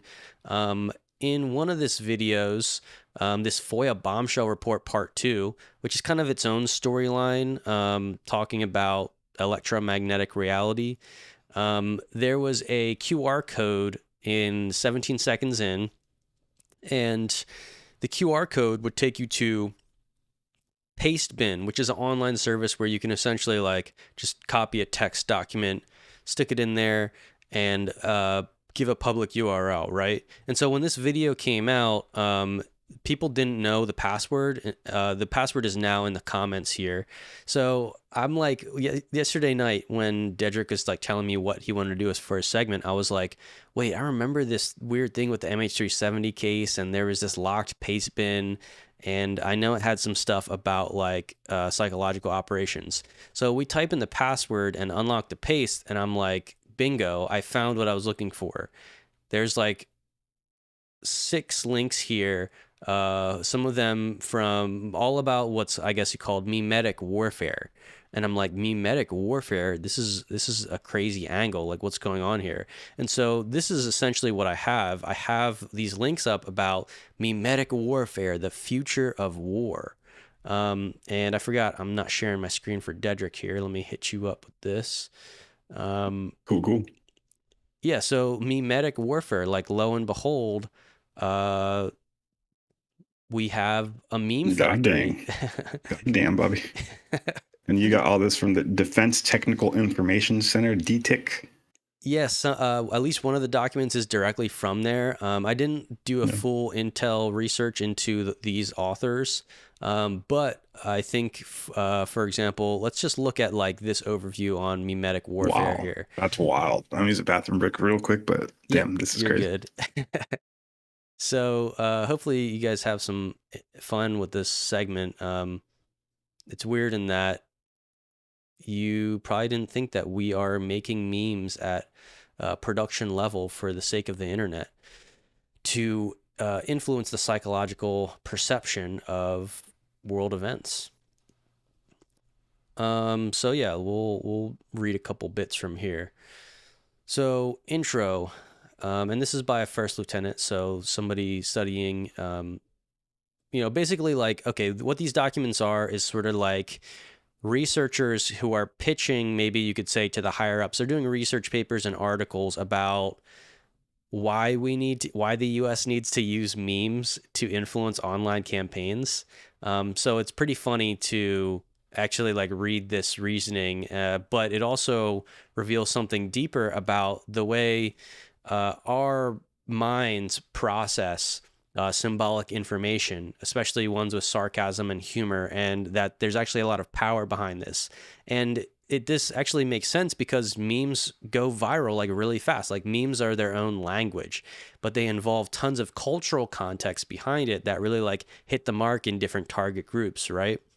So we'll read a couple things from the intro here. The war on terror pits the large conventional units of the US against small, agile, and adaptable enemies around the world. The postmodern world of warfare is characterized by a threat which can raise funds within the boundaries of countries it wishes to attack, train and acquire equipment within those same boundaries, and then ultimately execute its mission. The response of the U.S. to this unprecedented challenge is the embodiment of the 2006 revision of this FM 324 counterinsurgency. So I guess the coin manual is an improvement to its processors. It recognizes how non-military aspects of the environment bear significantly on shaping insurgency and fueling terrorist movements. Devotes attention to recognizing these factors and gives frameworks for analyzing and addressing them. So it's talking about sort of another document, which you can probably try and find this coin counterinsurgency manual. And then it gets into later here, like, okay, what exactly is memetics? And memetics in the Oxford dictionary is an element of culture that may be considered to be passed on by non-genetic means, especially imitation. Oh, I didn't even make that connection. Genetics and memetics. Yeah. Passed on by non-genetic means. So I guess this came from Richard Dawkins in his book, The Selfish Gene, which he coined the word meme to describe cultural replicators which spread through the social body, akin to how genes spread through the biological body, right? So we're talking about you could say the mental thought so memes forms, come from right? genes? Memes, I didn't get genes. that. This is the What the I fuck? didn't even make this connection before. That's crazy. So yeah, it's That's like scary. a mental gene, you could say, or a mental thought form. Memes form the invisible but very real DNA of human society. It's so crazy, Damn. like, because we only have the modern context of memes, but when you go to the source and you realize like how it was kind of coined and termed, it's actually very informative. It's like, oh, this is lot this is what deeper. we mean. Yeah, it's not like an arbitrary word. I guess at the start it was, but now it's taken on its own historical context. A meme is essentially an idea, but not every idea is a meme. In order for an idea to become a meme, it must be passed on or replicated to another individual. Much like a virus moves from body to body, memes move from mind to mind. Ooh. Just as genes organize themselves into DNA cells and chromosomes, so too do replicating elements of culture organize themselves into memes, and co-adaptive meme complexes, or memplexes. Wow. Memplexes. The study of those replicating elements of culture is known as memetics. That's hilarious. So yeah, this is going to continue. I didn't Viruses read of the mind. tons of this Wow. yet. But Memetic warfare. There's a book called Viruses of the Minds, which is sort of referenced. I noticed in a couple of these documents, the author, actually, I have this link up here. So Richard Brody is the author here. And this book is about memetics, the science of memes. And just talking about, I don't know, I mean, you can kind of see it in the title, Virus of the Mind, that the way that ideas spread become these memoids, right? And then they're relating this here to different memetic cults in terms of like terrorist organizations, Al-Qaeda, and getting down to, memetic warfare. So that's what these documents are sort of overlaying. And I'm thinking, let's see what else is in here, and then I think I'm probably just going to cut to a great video that's going to give you an overview. But you can see here more documents. It's time to embrace memetic warfare, right? Different research personnel are basically writing these to construct for the higher ups, like, hey, we need the meme division. Space Force needs a meme division. Try not Space Force, but NATO, wow. Get the meme factory going. And then we looked a little bit about this one. This is another document with coming out of this CNA organization. And let's see. Yeah. Executive summary. These hilarious. ideas are pretty similar to what we just did. Oh, well, in this case, this is directly being like, okay, to help address this, CNA initiated an exploratory study of applicability, utility, and role of memes and memetic engagement within USG influence campaigns, right? USG is U.S. government. So right here you have like a governmental research person or doing this for the sake of government or people in other programs to like pass it on and be like, hey, this is my report on why we need to be using memetics in the U.S. government influence campaigns. So this is an entire, justification. And Hotep said NASA is the Space Force meme factory. Right. That's right. We have a little 3i Atlas segment that we can hit. So yeah, this is another document, and we can get these links in there. But this What this if I is just told actually you see that other meme up above? what if I told you this is just the beginning of the report? Yeah. So this I think I mean, they're using it good. I know. They're doing I it good. actually think that the whoever wrote this like actually quite likes memes themselves. Well, the author's listed up there. Yeah. I think they quite like memes, and I think this was probably quite the passion project for them. And it is kind of fun in a sense. And Planetary HQ will also be starting our meme division quite soon. So yeah, I mean, this is a whole paper. There's 86 pages in here, literally talking Inoculate, about infect, treat. Wow. right. This is hilarious. So, and they everything actually, against ISIS and Russia. Wow. There's a bunch of examples of how Memetic sort of campaigns played out and why Brexit, U.S. presidential election. Look at that. Whoa. Let's see. Should we look at it? 29, page 29. Oh, the Russian interference in Brexit. Yeah, 27. But that's okay. So here's for... supporting example.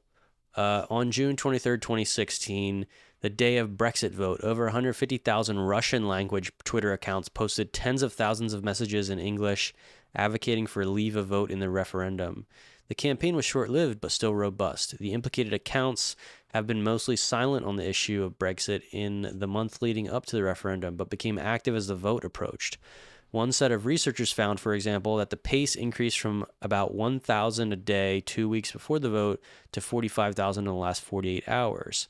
Another study found that 38 accounts that Twitter had identified as Kremlin-linked had tweeted 400 times on the day of the vote. Third analysis, 29 accounts, Russian accounts identified to Congress, tweeted about 139 times about Britain or Europe. And a fourth found that a network of more than 13,000 suspected bots tweeted these Brexit messages. Yep,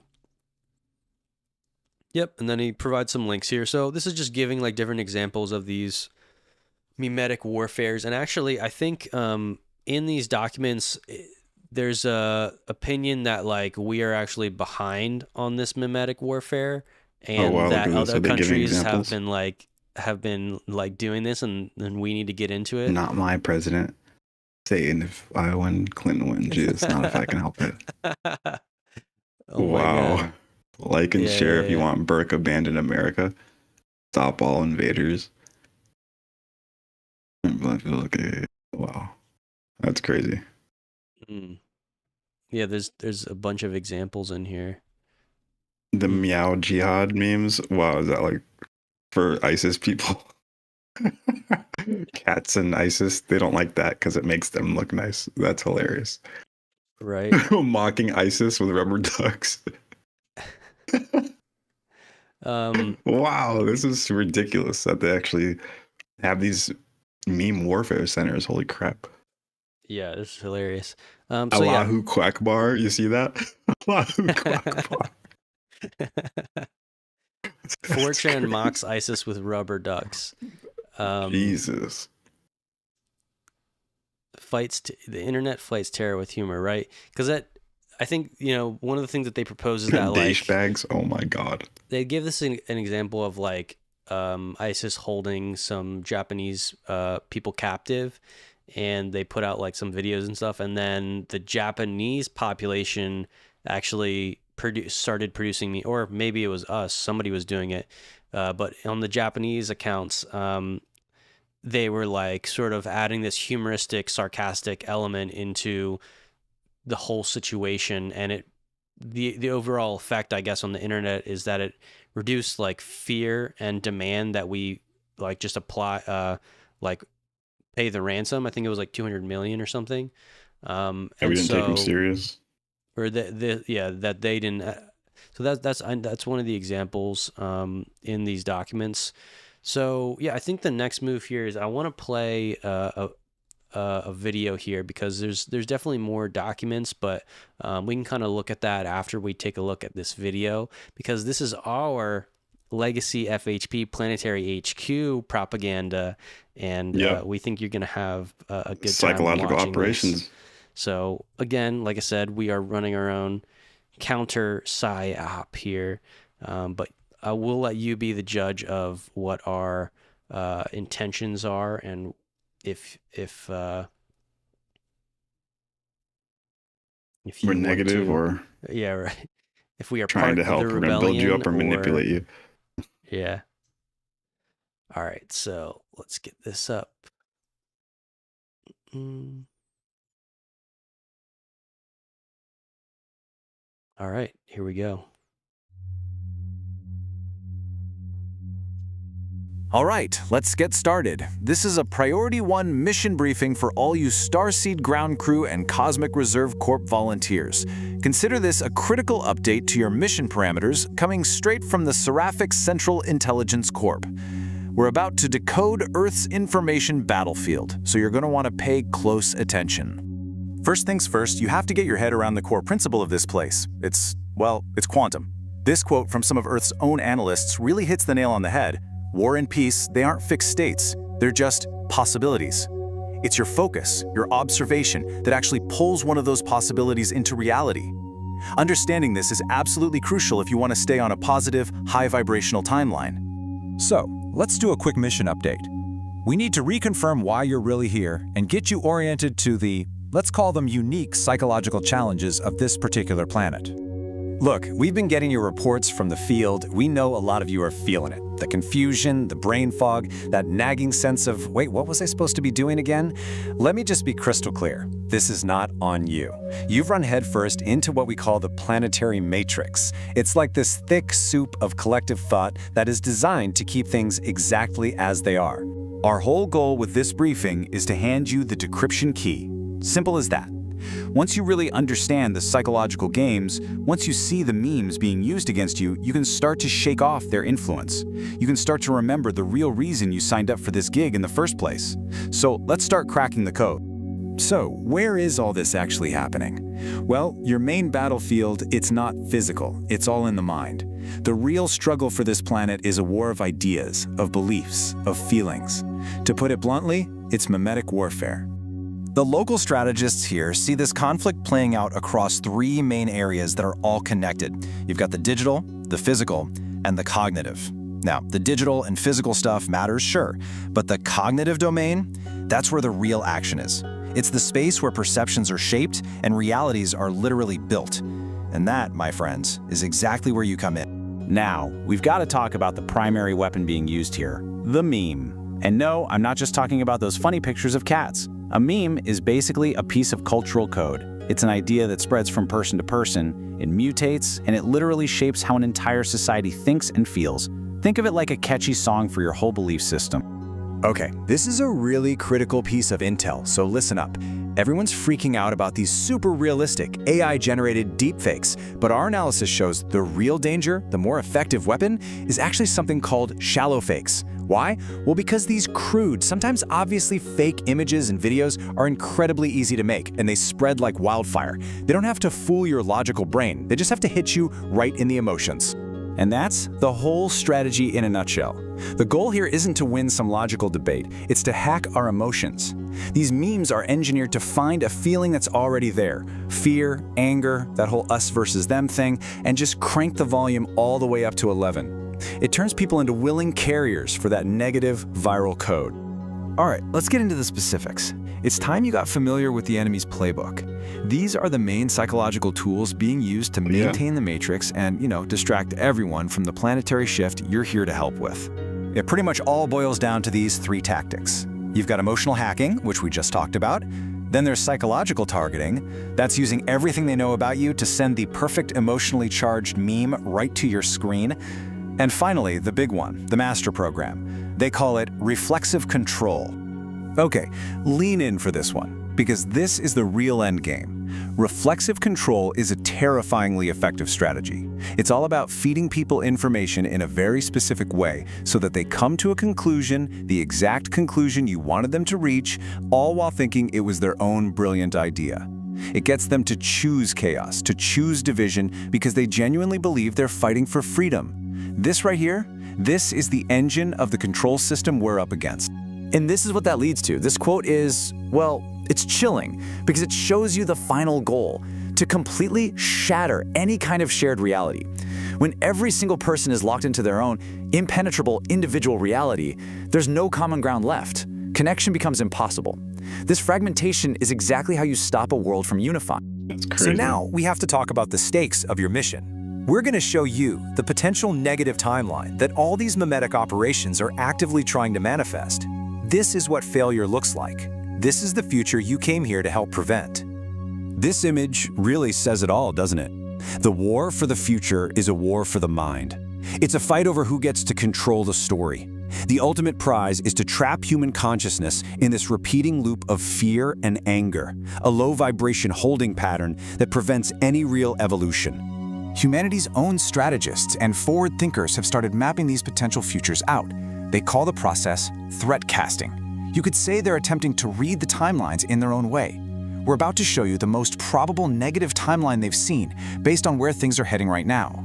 So take a look at this potential path. It kicks off with weaponized media creating total confusion. Then from there, reality itself shatters, and everyone gets locked into their own little information bubble. The social chaos that follows, it leads to a complete breakdown of their systems of governance. And the final terrifying step? The war actually moves inside our bodies, with digital viruses spreading through networked implants. This is the timeline of separation we are here to prevent.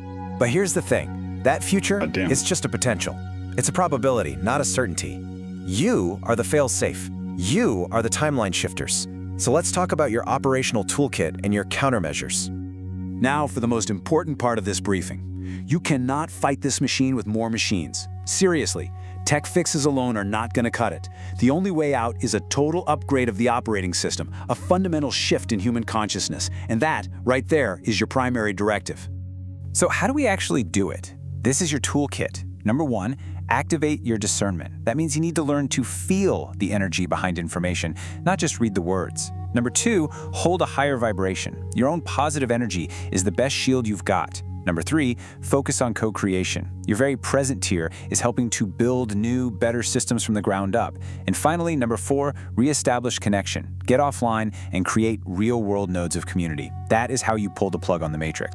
And here's a final reminder of your core protocol. Do not engage the old system in a fight. It loves that. It feeds on that energy. Your mission is not one of opposition, it's one of transcendence. You are here to anchor a frequency that is so new, so coherent, that it makes the whole old paradigm of control and separation just irrelevant. Remember, this dark future is just one possibility floating in an entire ocean of potential. It only has the power that you give it. Your mission, should you choose to continue, is simple. Observe, focus, and choose a better path. So the question isn't what future is coming, it's which one will you create? End of briefing. Seraphonic Central Intelligence, out.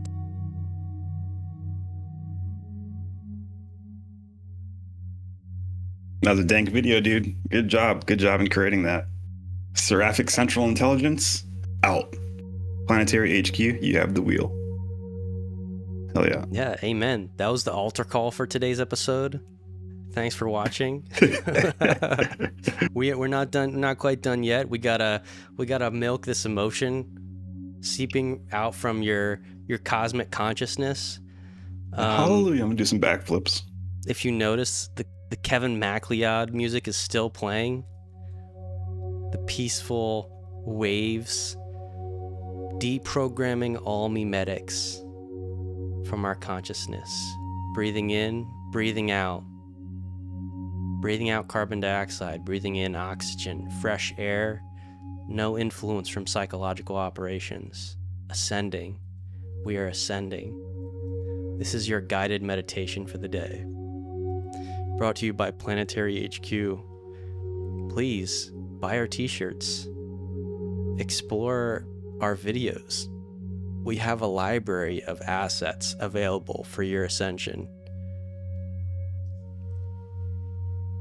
I even have slides to help you remember what memetic warfare is engaging you in. I have a mind map which will detail threat vectors so that you can never forget the lower thought forms being used on you. Amen. Slides. Namaste. We have slides for you. Memetic warfare, memes network topology, an epidemiological framework for countering adversarial narratives in the information environment. It's all here. It's all here. This is how you take a meme and turn it into a memetic. You take the raw image, you cut out the background, you put some words on it.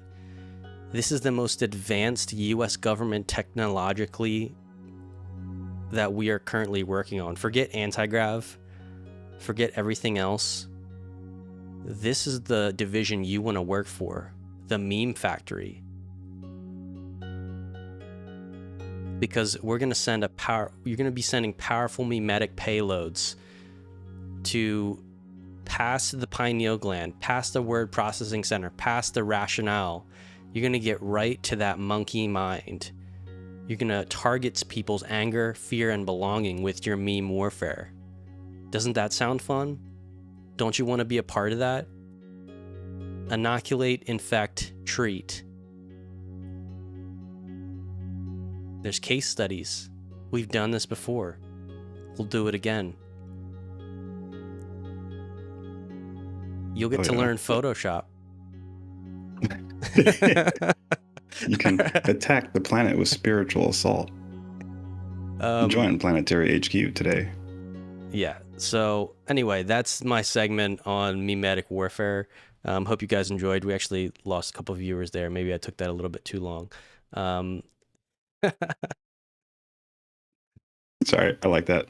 That video will be dropping on its own hopefully soon. Hopefully, like today or tomorrow. That thing's sick. I like it. But yeah, just to get the people aware, man, that the powers that be are going to use minority groups, ethnic minority groups, identity minority groups, any type of groups they can get their hands on, and use you as a vassal, turn you into a prostitute for their cause.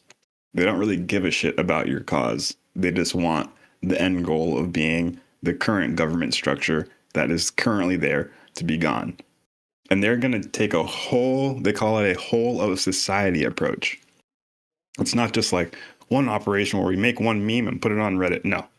Like I said, it's 10 doctors, 10 lawyers, 10 businessmen, 10 social media people, 10 priests, 10 labor union workers, 10 dock workers, 10 construction workers, 10 people, 20 people who are making memes, 30 musicians, and they plant these in sleeper cells all around the organization. It's like death by 1,000 cuts. I can't take this big monster on right at once, like at the end of Stranger Things, so they have to fight it, hit it at a bunch of different points at a bunch of different places simultaneously.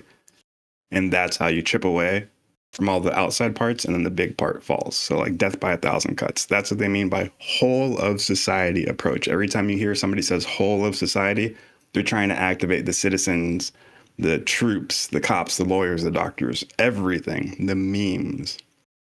So you have to keep your spiritual goggles, your night vision goggles on and aware, and your head on a swivel, because the attack vectors are going to be coming from every angle. It's not just the lawyer. And like, you know, people say this all the time. Like I talk about it and like, you're a conspiracy theorist, you know? That one teacher is going, she's a CIA agent. Oh yeah, this one teacher is going to have this much influence. And again, you have to remember, it's not just that one teacher. It's the whole of society approach. They're throwing billions of dollars at every vector, every angle. So just, we want you guys to be aware so that you can navigate the planet consciously. Because if you're here to help get the planet to the next stage, which is what we always talk about on this channel, and I hear everybody in the New Age community, the UFO community, everybody's talking about the same thing. Out with the deep state. We want the anti-grav, and we want to create a better society for everybody. But we can't get there unless we don't understand the rules that they're playing by. We can't get there if we can't navigate our own planet correctly, and we can't get there if all we think we have to do is scream and rage in the street in order to get our way. That's like what a little kid does when they throw a tantrum. Don't give in to this baiting, this rage baiting. You know, I'm black. I grew up I've lived in a lot of different states growing up, around a lot of white boys. And when somebody walks into your face, says, "Hey, nigger," you know that they're trying to bait you. They want you to react angrily. And you just laugh and go, wow, you're fucking lame, dude. Or wow, you're a weirdo. Because it's a tactic. They want you to get angry. I know that, so you don't give into it. You're like, wow, nice. You really gonna try to do that with words, fucking lame ass? I know not to give into that rage. These psychological operations are the exact same thing. They're gonna play on that, on the Black Lives Matter, on the LGBTQ. They're gonna play on those feelings when they walk in the room and call me a nigger because they want me to get amped up. If you give into it, you lost. You already lost.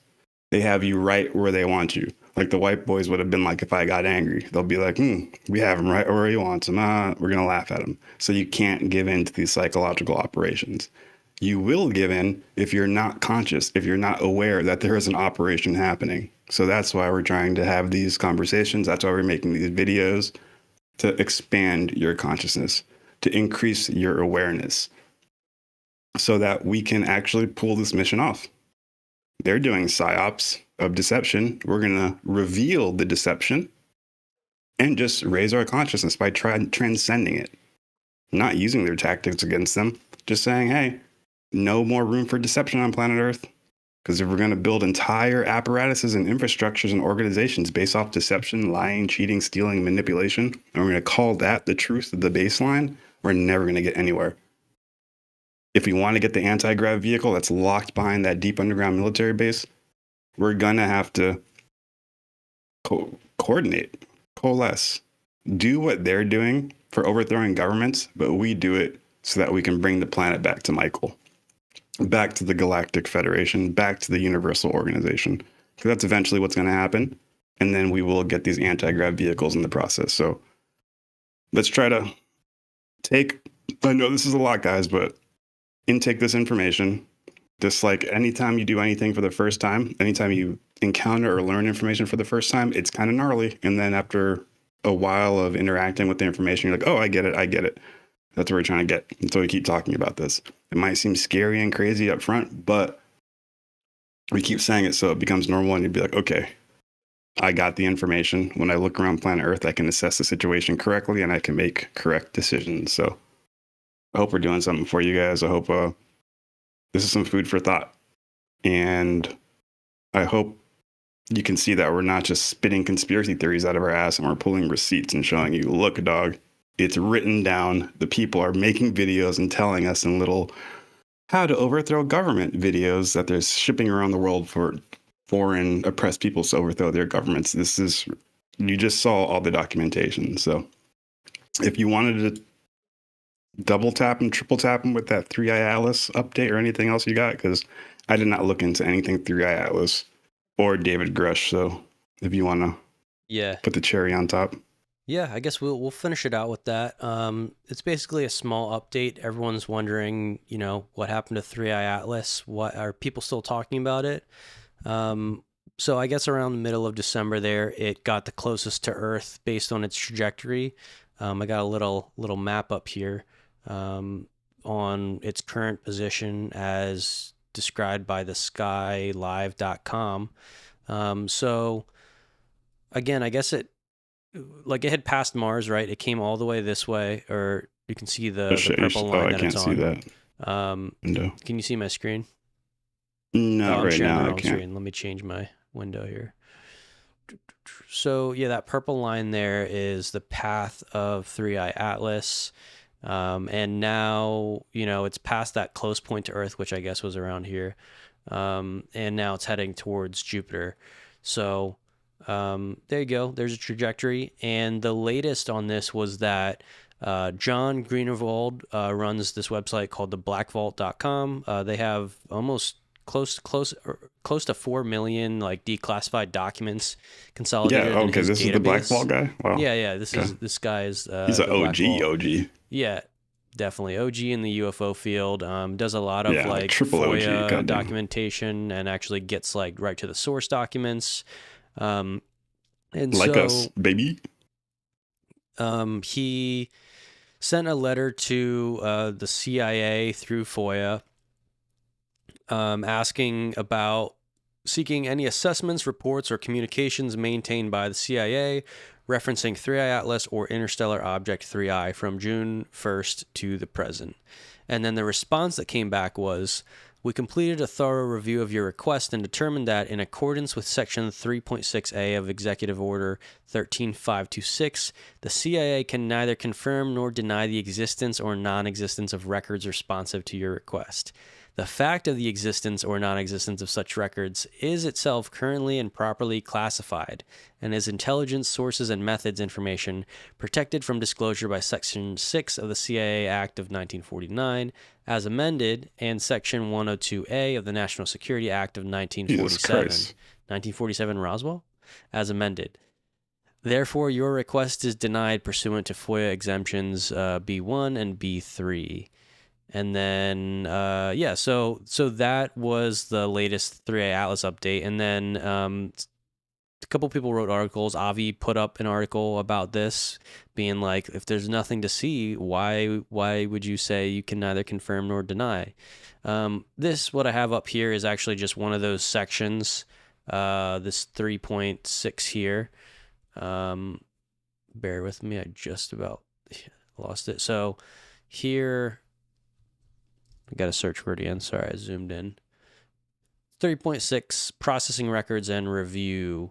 So A, an agency may refuse to confirm or deny the existence or non-existence of records whenever the fact of their existence or non-existence itself classified under this order or its processors, right? So if they have so that's a standard party line they have to say if it's classified. Yeah, if it's classified, they can basically just say that they can quote this line, from 3.6. That's exactly what they said in there. That's what they stated. So they're pulling it from here, which is the actual law that currently exists on like how they respond to these information requests.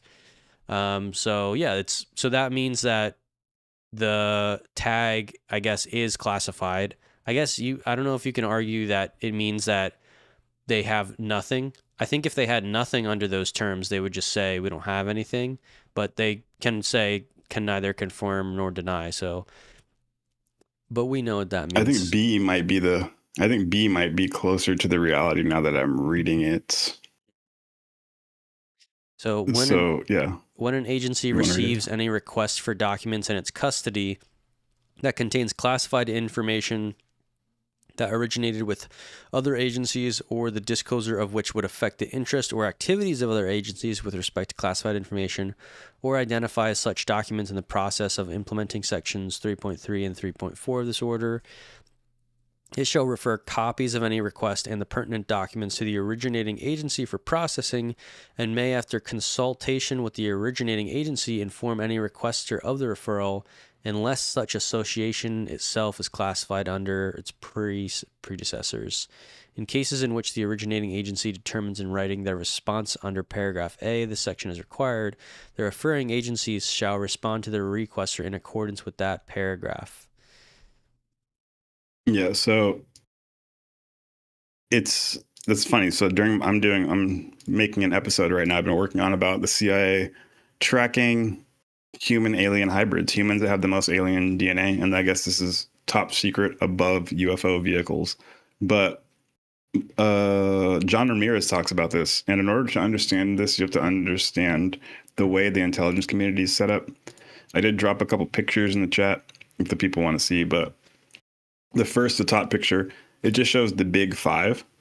So there's 18 different intelligence agencies. There was 17 when Space Force got created. Now there's 18.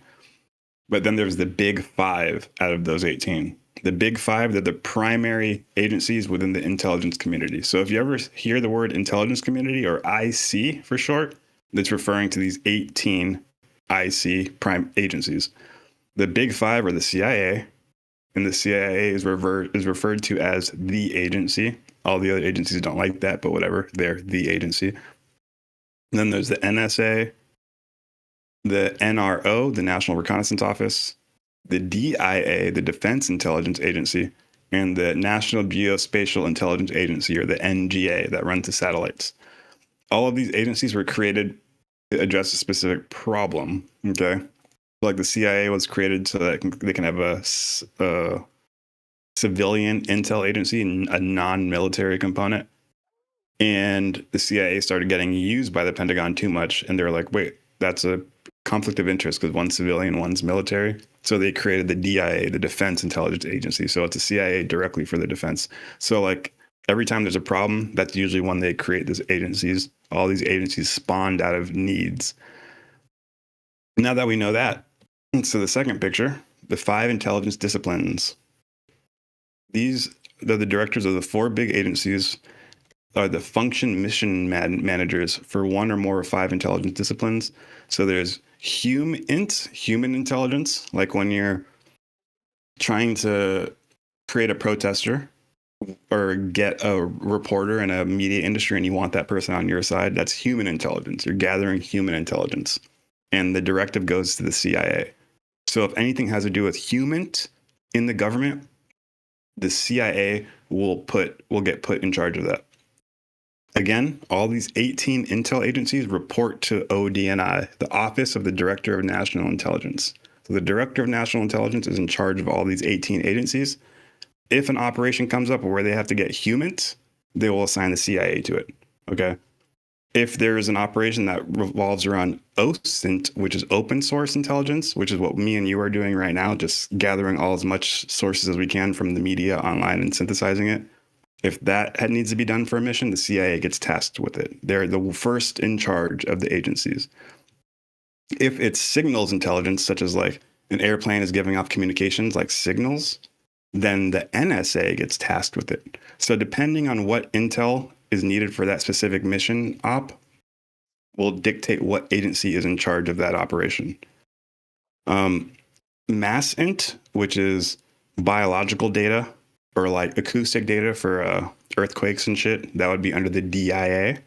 And then there's GeoInt, geospatial, like satellite data. That's in charge of the NGA, the National Geospatial Intelligence Agency. So with all of the agencies collect all of this data.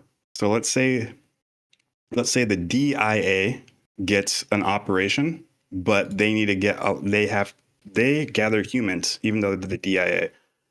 If it becomes a national security issue, they'll bring it to the ODNI, and ODNI goes, hey, this is a human, even though you're DIA, we're going to put CIA in charge of it because it's human intel, and CIA is in charge of human. So even though the DIA gathered that human intel, the CIA will get placed in charge of it. And now the CIA and the DIA have to work hand in hand because technically it's a CIA op because it has to do with humans, even though the DIA was the one who discovered it. This is why all the intel agencies are always fighting against each other to see who gets to lead the operation. And then John Ramirez was saying the number one rule in the intel community is if your operation contains information from a different agency, you're not allowed to declassify it. The only person who can declassify is the initial finder of the intel. So if he's FOIA requesting the CIA for these documents, but that video was obtained by the NGA, the CIA cannot give it out because it has information that was taken from a different agency. If that makes sense. And that's what point B is. Yeah, it's like saying you got to reference the other agency. So exactly. John Greenewald, referenced the CIA for this. And they, behind the scenes, may have been like, okay, who's got the main data? It could be caught up in multiple geospatial satellite systems, and they're gonna be like, well, we can't say they can't say either confirm or deny. Now, isn't the Atlas telescope that discovered it? That's a defense system already, so it came from a defense system. You probably want to FOIA request DIA.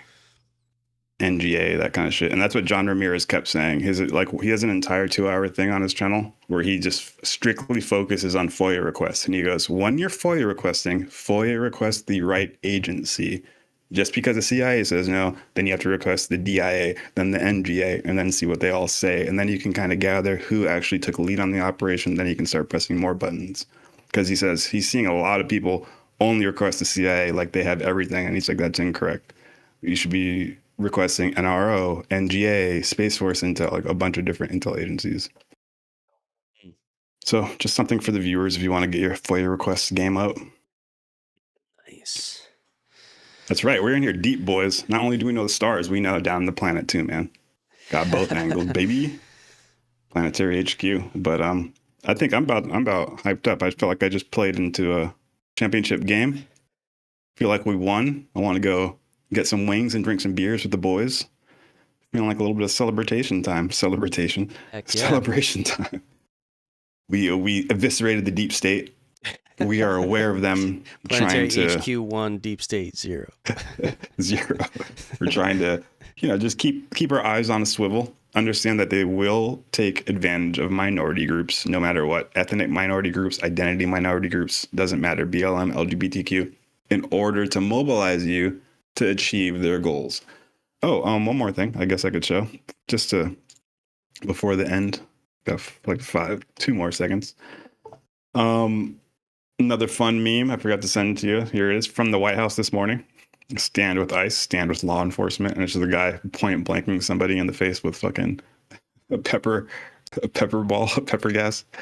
Some funny shit. Not really funny, but just pointing out some memes.